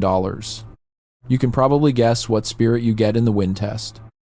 Right, so what will he get? Theoretically, a spirit egg is already extremely rare. Any class would be extremely rare, and a reward everyone would be envious of. But what if he gets a chaos spirit? He keeps walking while from a distance. The thing yells that this is his last chance, and he'll have to... It might be tough. I might have used up all my potions. But thanks to those first battles, I've memorized the patterns and everything has become easy. I won't even need potions to beat this thing. If there are thousands of them, I'll just repeat those patterns 1,000 times. The spirit looks like an emoji and smirks. It says it didn't expect this fool to accept the challenge for such a ridiculous reason. But that's the kind of fool it really likes. As he steps through, he finds himself back where he was before. You've reached the top of the tower and completed the quest. Then the little fire spirit appears and congratulates him, saying he's still alive along with all his comrades. The main character asks if the test just beginning was a lie. The spirit says yes. If he had accepted what Chaos said and perhaps made a contract with it there, he would have been trapped forever. He only won because he never stopped moving forward. Apparently, the kid is furious, but the spirit tells him to hold out his hand and receive his reward. The energy forms a message. You have completed the Tower of Chaos. My God, this kid? He thinks that if he wasn't surprised and only got the Chaos Egg, it wouldn't be a big deal. But he wanted something better than that. But that's exactly what he gets, a Chaos Spirit Egg. But he looks surprised because it has the divine trait. Wait, what? It's both Chaos and has a divine trait. This strange mix with tiny angel, wings, jumbled text. And then it actually turns into a feathered ball, Spirit Egg, an unidentified egg that fell. But what does that have to do with his traits? Maybe him spending all those points has something to do with the divine race. He asks the spirit, "Hey, little ball, do you know what this is?" And it replies, "Other than the fact that it's not something common, I'm completely clueless." But even the Spirit King seems to be interested in it. The Spirit King is obviously one of the most powerful beings in this world and one of the entities that governs the rules of Pangia. If he's interested, it's clearly of immense value. He's curious to know what it is. But for now, there's no way to find out. He puts it in his inventory and decides to hatch it later. Quest number 3, Climbing the Tower, was completed successfully. As usual, he gets the luck of the constellations, and his reward is enhanced. This constellation, excited by your adventure, licks its lips and improves what you receive. What does that mean? What kind of weird constellation is this? The main character is a bit confused too. But whatever. If the constellations are interested, what he gets will be better. That's what matters. In Pangia, they are also somewhat like spirits. As a player, you don't lose anything. But you can gain a lot if they start to favor you. Another message says his reward has been transcended thanks to the constellations. And he can choose 2 out of 20 listed items. A moment later, Isabella and Hudson also complete their tests and appear. Isabella gets her spirit egg, and Hudson gets his water type egg. Since the number of spirits received is random and Isabella got 2, they decide to give one to him. And with that, he smiles, almost like a forced smile. But he knows it's enough for the forest to regain its vitality. In exchange, he also gives our kid the best elixir they have, called a mandrake, a 1,000-year-old herb that absorbs the life force of the forest. But it doesn't look very appealing. Isabella is a bit surprised because she's the one who gets to keep the item since she was the one who delivered the spirit. For completing this quest, he can now also teleport to the forest. The reputation leaderboard updates, and the main character reclaims the top spot, surpassing Gracia. And now that he's at the top for quest number 3, he gets the privilege of the Guardian Wall. I don't even know. Now it's telling us, the Guardian Wall protects your body when you log out. The protective power depends on the level of the Guardian Wall, and a level 11 Guardian Wall will nullify all 1-star attacks or lower. The main character thinks it's a huge relief to finally have a form of secure protection, because when he's in the real world, his body in Pangia is in danger, and vice versa. And at least he managed to get a few more hours. And now he's at 72 on that fragment. Hudson calls him and thanks him. As soon as he takes it to be hatched, all his problems will be solved. The main character says maybe he can really do it. The journey from level 9 to 10 is tough, but with a spirit like that, he can do it. Now he just needs to buy a spirit incubator. But Isabella says she has to stop by a place before they go and asks him to come along. He immediately agrees. The scene cuts to a small town, and Hudson is freaking out. Oh my god, this is the place. And I have no idea why. The main character tells him to shut up, while Isabella asks why he's acting like this. The main character explains this is the Knight's Garden in the domain of Marquis Wizard, and it's also where Hudson's wife lives. Hudson keeps jumping around, wondering why they're here, saying he's not worthy to propose to her. The main character tells him to be quiet. He didn't come here for that. He needs to speak with Serengeti personally to ask for a favor. The guy asks what favor, but then the main character looks around and sees the place is completely desolate, with a bunch of people eating rats everywhere. But right on the other side, people are praying before a strange wooden plaque. Isabella says a prayer, and the main character wants to know whose names those are. He says he doesn't know who they are, but he knows why they're on it. The 500 names carved on it belong to the knights who followed him on the great expedition. He never stopped to think if that was strange. He really doesn't know anyone's name and doesn't bother to remember. No one on that expedition was an important NPC. And even though they fought for him, to the main character, it all seemed like just part of the story. An old woman is pounding the ground. Winham, you bastards, give me back my son. The main character sees this woman has completely lost her mind. He walks over, and she just keeps screaming. How could you do this? How could you? She gets so agitated that she faints on the spot. And he has to catch Heir. The main character says he'll take her to the relief station, and he carries her to where people are caring for exhausted patients on stretchers. Hudson remarks that the place is packed with patients. Or rather, it's not that there are too many patients, but not enough people to care for them. There's really something wrong with them, or something wrong with the person running this place. Then thank you for bringing our fainted sister here. Ha, you guys are good people. He acts all cheerful and bright, getting right in Hudson's face. And Hudson thinks this is a bit weird. And the guy says, to maintain the relief station, we need donations. Can you spare 50 gold? The main character immediately says, hold on. A relief station like this, with the backing of the goddess and the church, should be receiving funding from the city treasury. And besides, isn't accepting personal donations forbidden? He doesn't know if this guy is trying to scam him or what's going on.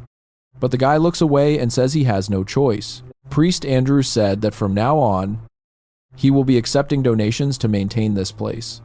The main character exclaims, no way.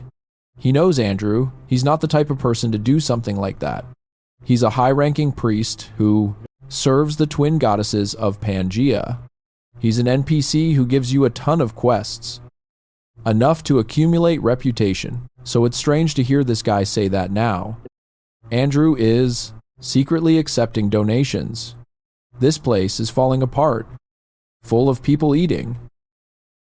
What the hell happened to this city? Well, 500 people died on your expedition.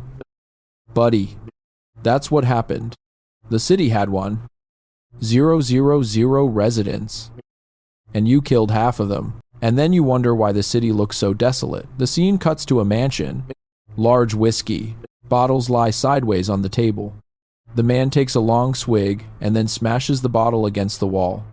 The butler begs, my lord, please, stop.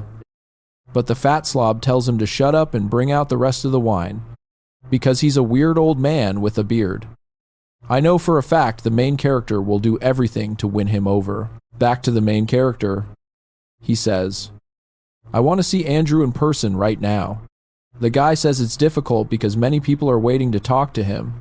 But our boy calls Hudson over and pulls out a bag of gold, saying they want to donate 50,000 to this place.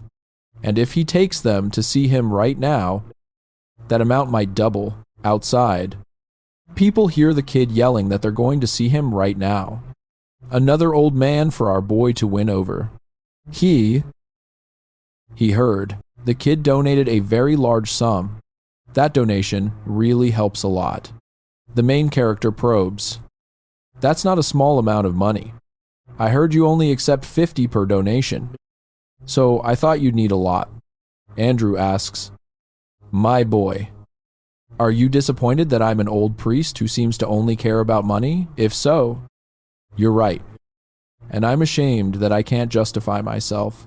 But the main character says no. He's just curious why things are run this way. Why is the relief station so underfunded? Andrew says he heard the main character brought Sister May when she fainted.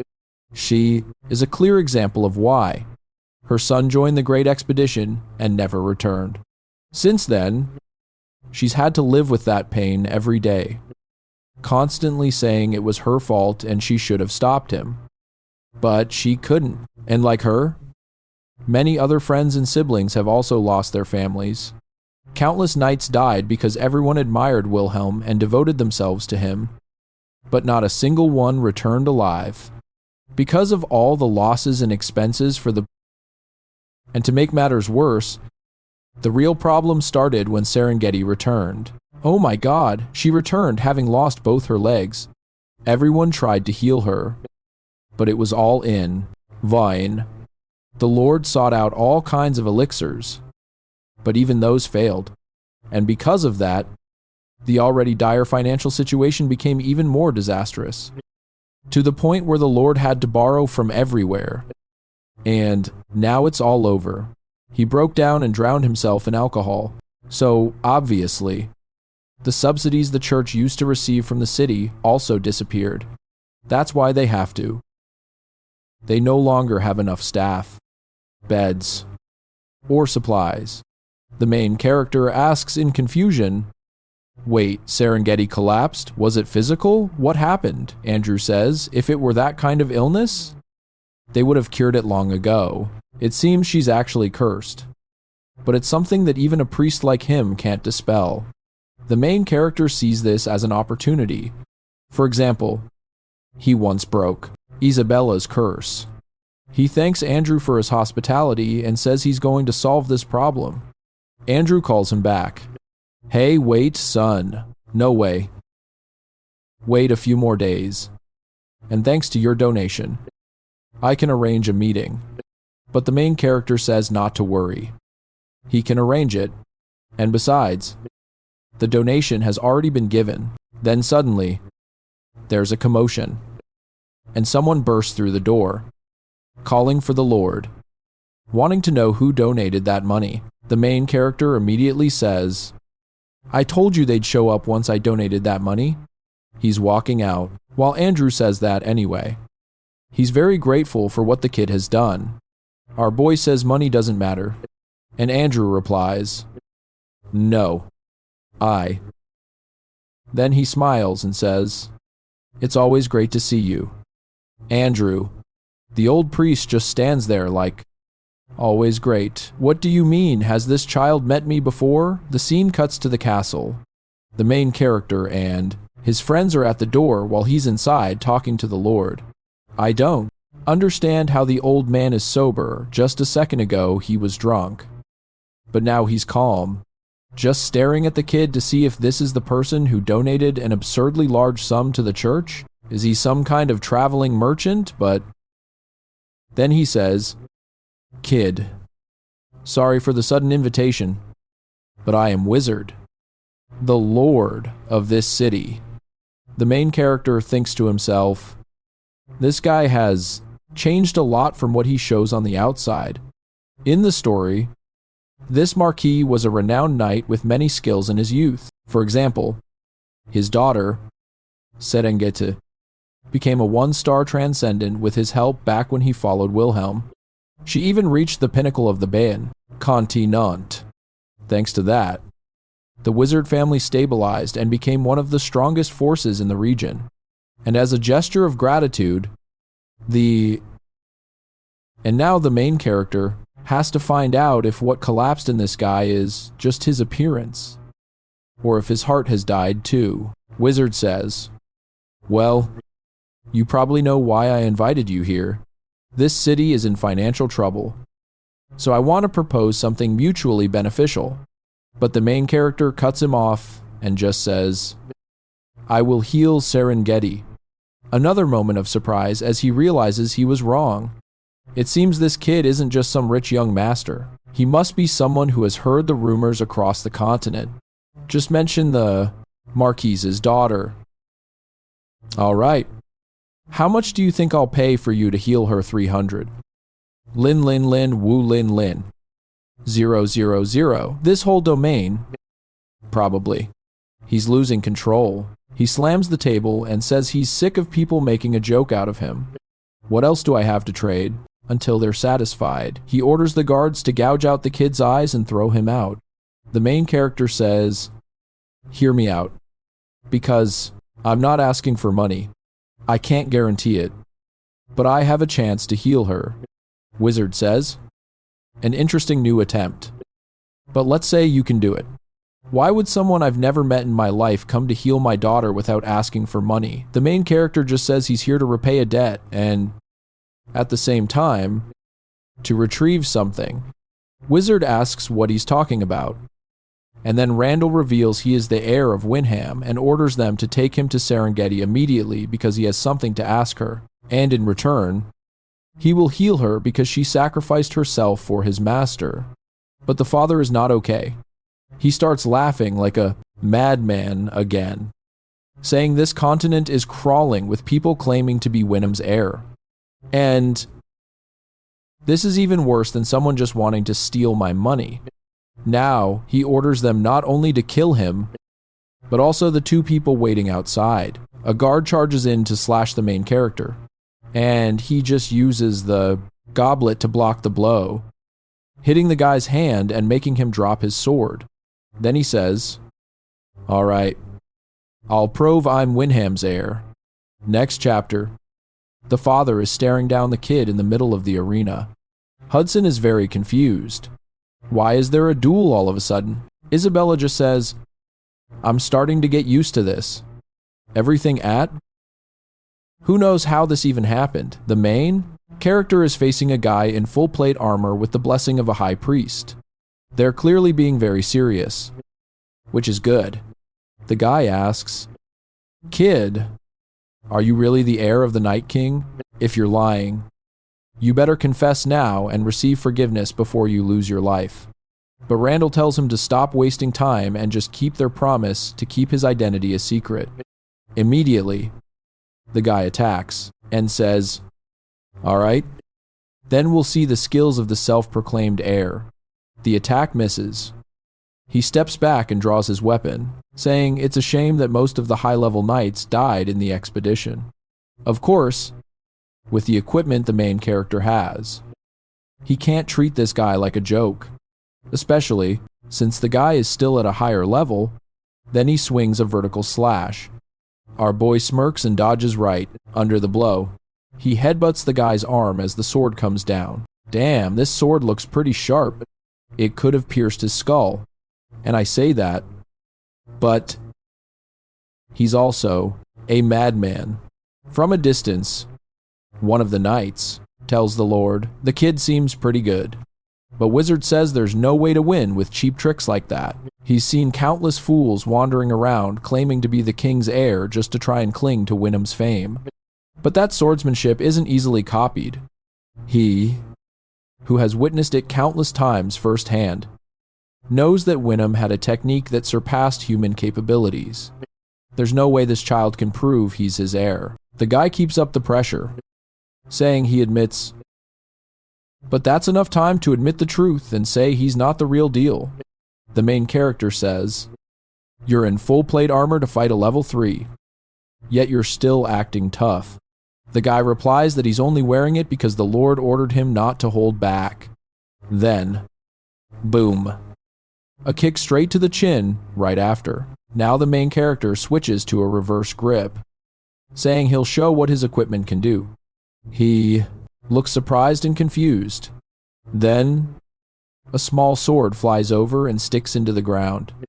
Yeah, our boy threw it away and he's about to unleash a dual-wielding sword style just like Kirito. Wizard sits there, not understanding where this kid got that. sword from... And now the main character starts applying pressure. He realizes he's speeding up. It seems the kid is trying to overwhelm him with speed. But every blow is deflected by the armor, doing nothing. It's like a gnat trying to chop down a mountain. The kid should have used a two-handed greatsword. Maybe then he could have done some damage. Right now, he's just leaving a few scratches and nothing more. As soon as he finishes his sentence, the main character pulls out another sword. Where is he getting these things? He picks up the sword he just threw on the ground. And I don't even understand what's happening, but our boy is building up his aura, declaring he'll show them what the name Night King truly means. The scene cuts to him just staring. Remember, when he finished the spirit trial and got to choose 2 out of 20 items, there were a ton of options. Demon Slaying Sword, Great Steel Helmet, Gauntlets of Destruction, and the Great Steel Sword. Since he already has the Michaela stat bonus on his armor, it would be even better to stack another set effect, and that's what he chose. 2 of them, 2 identical swords. The moment he keeps it, the sword starts to skyrocket, his weapon mastery and swordsmanship. Even better. The star successor can read the memories of their predecessor. Once he reaches level 10 swordsmanship mastery, he can read the memories of the previous user. And then the system announces he is recreating a part of King Winham's swordsmanship. He's still putting pressure on the knight, and now he's getting flustered. He takes another slash right across the neck while trying to figure out what kind of impossible martial art this is. The temperature of the fight has changed, and he needs to end it quickly. But how? All he sees is a storm of endless slashes. If he tries to defend himself, the kid will attack so fast that he'll find an opening sooner or later. But if he tries to counterattack, the kid will use one hand to hold both swords and stab him straight in the chest, making him lose. The condensation of pure sword energy. According to the story, at that moment, Hudson, Isabella, and even Wither were almost mesmerized. They couldn't take their eyes off the knight's every move. Even the one fighting the main character couldn't focus. This is the true swordsmanship of King Wilhelm. The world-destroying attack. The knight panics, so much that he drops his sword to the ground. Just one slash grazes his neck. He accepts defeat and collapses. Honestly, I thought the main character would strike him down without hesitation. That would have been brutal. Then he immediately asks Wither. Wizard is speechless and just replies that it's enough. From now on, you will be received with the utmost respect. You are truly the venerable Demon King. Next chapter, we finally see Serengeti. And she's lying weakly in bed. Wizard has gotten fat again. Just a second ago, he looked so gaunt. And now he's standing there lamenting that he's tried everything. All the elixirs they said would work. Nothing could save her. They called the priests, but they all warned that this curse is something truly terrible. The main character looks over, activates the Great Sage trait, and immediately he's certain she's suffering from the Demon King's curse. Now everything makes sense. Why was even an Imperial priest helpless? The only chance is an exorcism. But instead of holy power, it has to use star energy. Wizard asks if the boy can heal her. He says there's only one way, and he's not sure it will succeed. So this is their only chance. Her body begins to glow, star energy converging on her forehead. Wizard can feel this strange energy while... Damn it. The main character actually has to expend his own star energy, and the system warns him that he doesn't have enough to break the Demon King's curse. Alright. But at least I managed to suppress it for a certain period of time. It's really hard to bring her back. She starts to open her eyes, asking where she is. Wizard immediately panics and hugs his daughter, asking if she's really awake. She turns her head, her face now like a gaunt skeleton. While he's asking if she remembers who he is, she whispers, "Hudson," and he replies, "Yes." It's Hudson. So, yeah. She looks at her father and calls out Hudson's name because she sees him standing right behind him, and her father is also panicking, while he's cursing himself for being too late. Serengeti. I've missed you so much. Then, the story delves into Hudson's past. From the moment he decided to propose to her, he dedicated himself to making money. He wanted to be everything she could possibly need. If she lost her legs, he would be her legs. To him, as long as she was alive, he would take care of her for the rest of his life. Hudson believed that if he didn't give up, an opportunity would come. But that belief was nothing more than arrogance and greed, because opportunities don't last forever. Serengeti's body was gradually losing its strength and vitality. Her face was just a collection of bones, her hands hanging limply. She truly looked like a rotten branch. And Hudson realizes that if the star successor had arrived just a little later, he would never have seen her again. He keeps apologizing for being late while her father is like, "What the hell is this? Who are you? What are you apologizing for?" He almost loses it. But the main character stops him. "Hey, everyone, calm down." Wizard immediately understands the problem. "Wait, you mean she might pass out again?" And the main character replies, "At most. She can only open her eyes for today. To completely break the curse, I need to find another star fragment." He needs to rank up his class to get more star energy. And to do that, he can either level up or find 3 stars. The best way is to find the 5 stars that Winham himself lost when he died, because he has a class effect that allows him to read the memories of his predecessor. That would be very helpful. And if someone else gets one of those stars first, So he needs those stars to restore Wilhelm's memories. He's already got one, so at least there are only 4 left. He needs Serengeti to tell him how he died. Doesn't he remember? Isn't he that character? I'm a little confused. Anyway, he tells everyone to get out because he needs to talk to Serengeti alone. Outside, Wizard calls Hudson over, wanting to know about his secret proposal to Serengeti. Hudson apologizes, saying he was really too hesitant to make a move. Then Wither says that regardless, he's very grateful that Hudson went to such lengths for his daughter. But even so, does that mean from now on he's not allowed to see her anymore? That's crazy. Hudson is the one who brought the main character here. I mean, theoretically. That's true. So show him some respect. Hudson is there fighting for the skinny girl, saying he knows he's not worthy of her, but he'll become a man. Then Wither cuts him off, saying that's not why he dislikes him. The great expeditions cost them a fortune. Restoring the Night Order and treating Serengeti required a huge amount of money.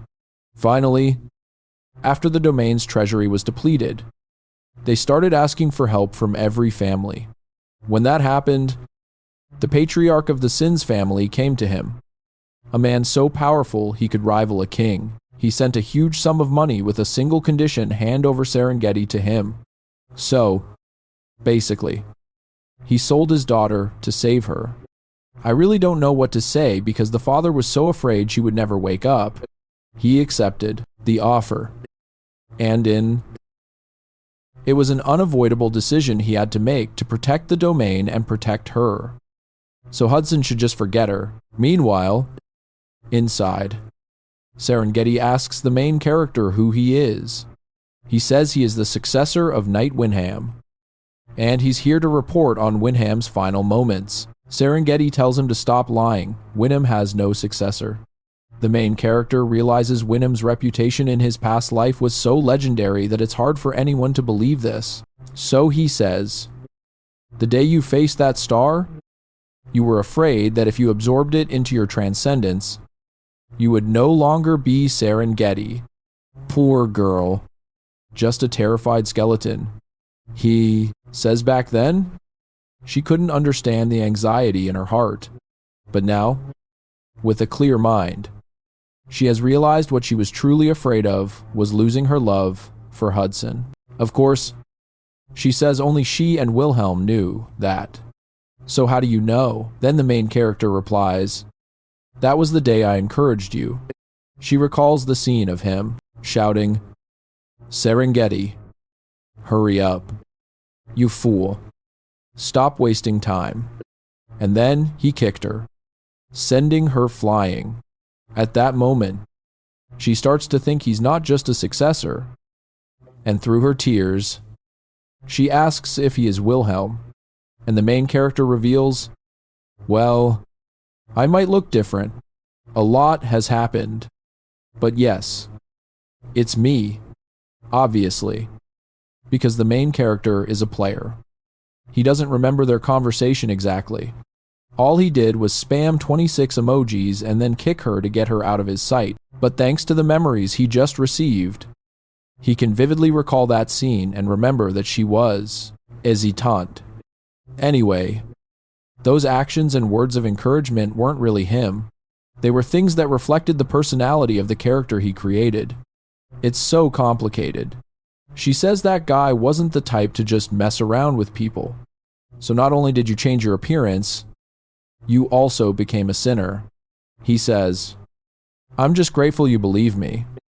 And, well, that's basically it. She warns him to be very careful of the hunters, those who go around killing players. Understood. Players who retain their memories after death are sinners. And the NPCs, called hunters, hate this type of person more than anyone. The main character says he has something to ask about his final moments. That day, he was sure he had killed the Demon King. He had used the path of piercing light technique, and its body began to collapse. But at the last moment, everything suddenly stopped.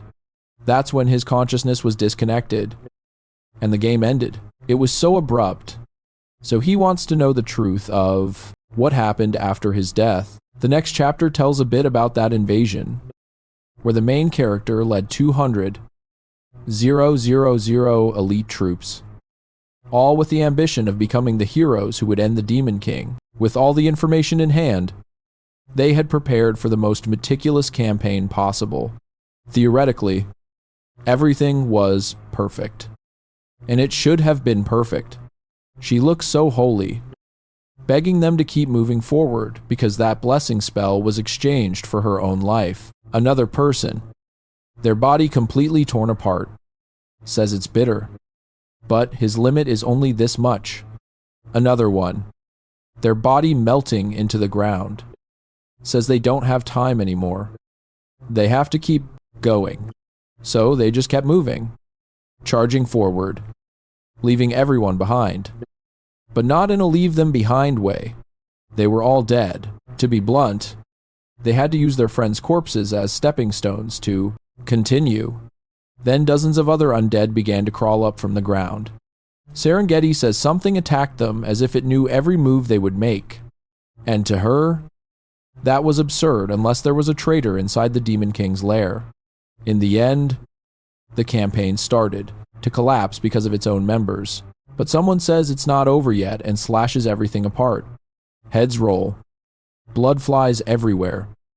And the Master of Sword Energy says they look exhausted. They can rest for a bit because it'll all be over soon. To Serengeti. The Demon King was like a god on earth. You can see that when he charges forward, you almost feel sorry. Just one of his slashes was enough to destroy and reshape the terrain. At her most desperate moment, that man cut through everything as if it were nothing. She tells him he has no reason to do this. Her body is already recovered. So, he was always helping her, saying he was just helping her regain her strength. But anyway, is anyone else alive? And she says that besides the two of them and those who return to the entrance, it can be considered a total wipeout. The main character says if that's the case, then at least she must survive and return. Because every night she cries, saying she wants to find Hudson. She says she hasn't cried a single night, but she promises she'll go back and find him. But then a strange magic circle appears under their feet. The main character smiles, swings his arm, pushes her away, and warns her that this game isn't that easy. She shouts his name, asking what the hell he's doing, and he just says when she gets back, she should get married or fall in love with someone, whatever. But you need to live a good life. In that moment, Serengeti knew the expedition had failed, but she had a chance to escape and live on. No one would blame her. This was a horrific battle that everyone believed was impossible, and if she went back now, she would have a chance to meet the man she loves. But then she remembers the friends left behind, remembers Hudson, and whispers an apology. And yeah, she messed everything up. She used the position swapping skill at the same time. An explosion occurred. So that's what it was. They had stepped on a trap. It was activated. The main character had pushed her out and switched places with her. And now she lies there, collapsed like a sack of cement. Having lost her legs, she says she was still lucky because at least she kept her. Her body didn't disintegrate. But yeah, let's just say she can't play soccer anymore. The main character keeps thinking that in the game. Things weren't this tragic. It was just a screen. She recounts that after that, Winham placed a perfectly fitting amulet on her. And that's how she was able to witness the entire battle with the Demon King until the very end. Then he says, "Yes, I remember up to that point. My girl. What I want to know is what happened after that." She replies, "Yes." Right after that, the Demon King was revealed. And just as you remember, the Demon King was destroyed. But then, suddenly, for a moment, it seemed like Winham and time stopped at the same time. Everything froze while the sun trembled. The skull-faced Demon King says the boy is a monster. Even if you are a 5-star transcendent, you couldn't have come this far without the goddess's power. But that was your mistake. Without that power, you can destroy the body but not the essence. He expresses his respect for the title of Demon King. And with that respect, he will use his body as a vessel. In short, a surge of dark energy, an explosion of brilliant gold light, and suddenly an angel appears. Wait a minute, here's the plot twist. The Skullhead screams, "You bastard, you're not allowed to side with that knight just because he carries those stars. And you call yourself a goddess." Then the main character's body collapses to the ground while the Demon King seems to be writhing in agony, screaming that he will kill that bitch Pina. Alright, I'm still a bit confused. I'm not sure what happened. But Serengeti says, well, that's what happened. She doesn't remember anything after that. The main character has figured it out. The Demon King tried to possess Winham's body, and the goddess Pangia intervened. But why did she do that? And why does she also seem to be interested in the stars? The scene cuts to the Shadow Garden, where a guy is bored out of his mind, complaining that it's dead boring here. "And why do we have to keep guarding this area?" the bald guy replies. "Because the domain is already bankrupt. There aren't enough people to do this stuff. So we have to work overtime like this." The other guy nods in agreement. But then suddenly, he freezes. He stops mid-sentence. Then and he's in a state of utter panic. A dense horde of monsters is charging straight towards them. Man, I love these siege scenes.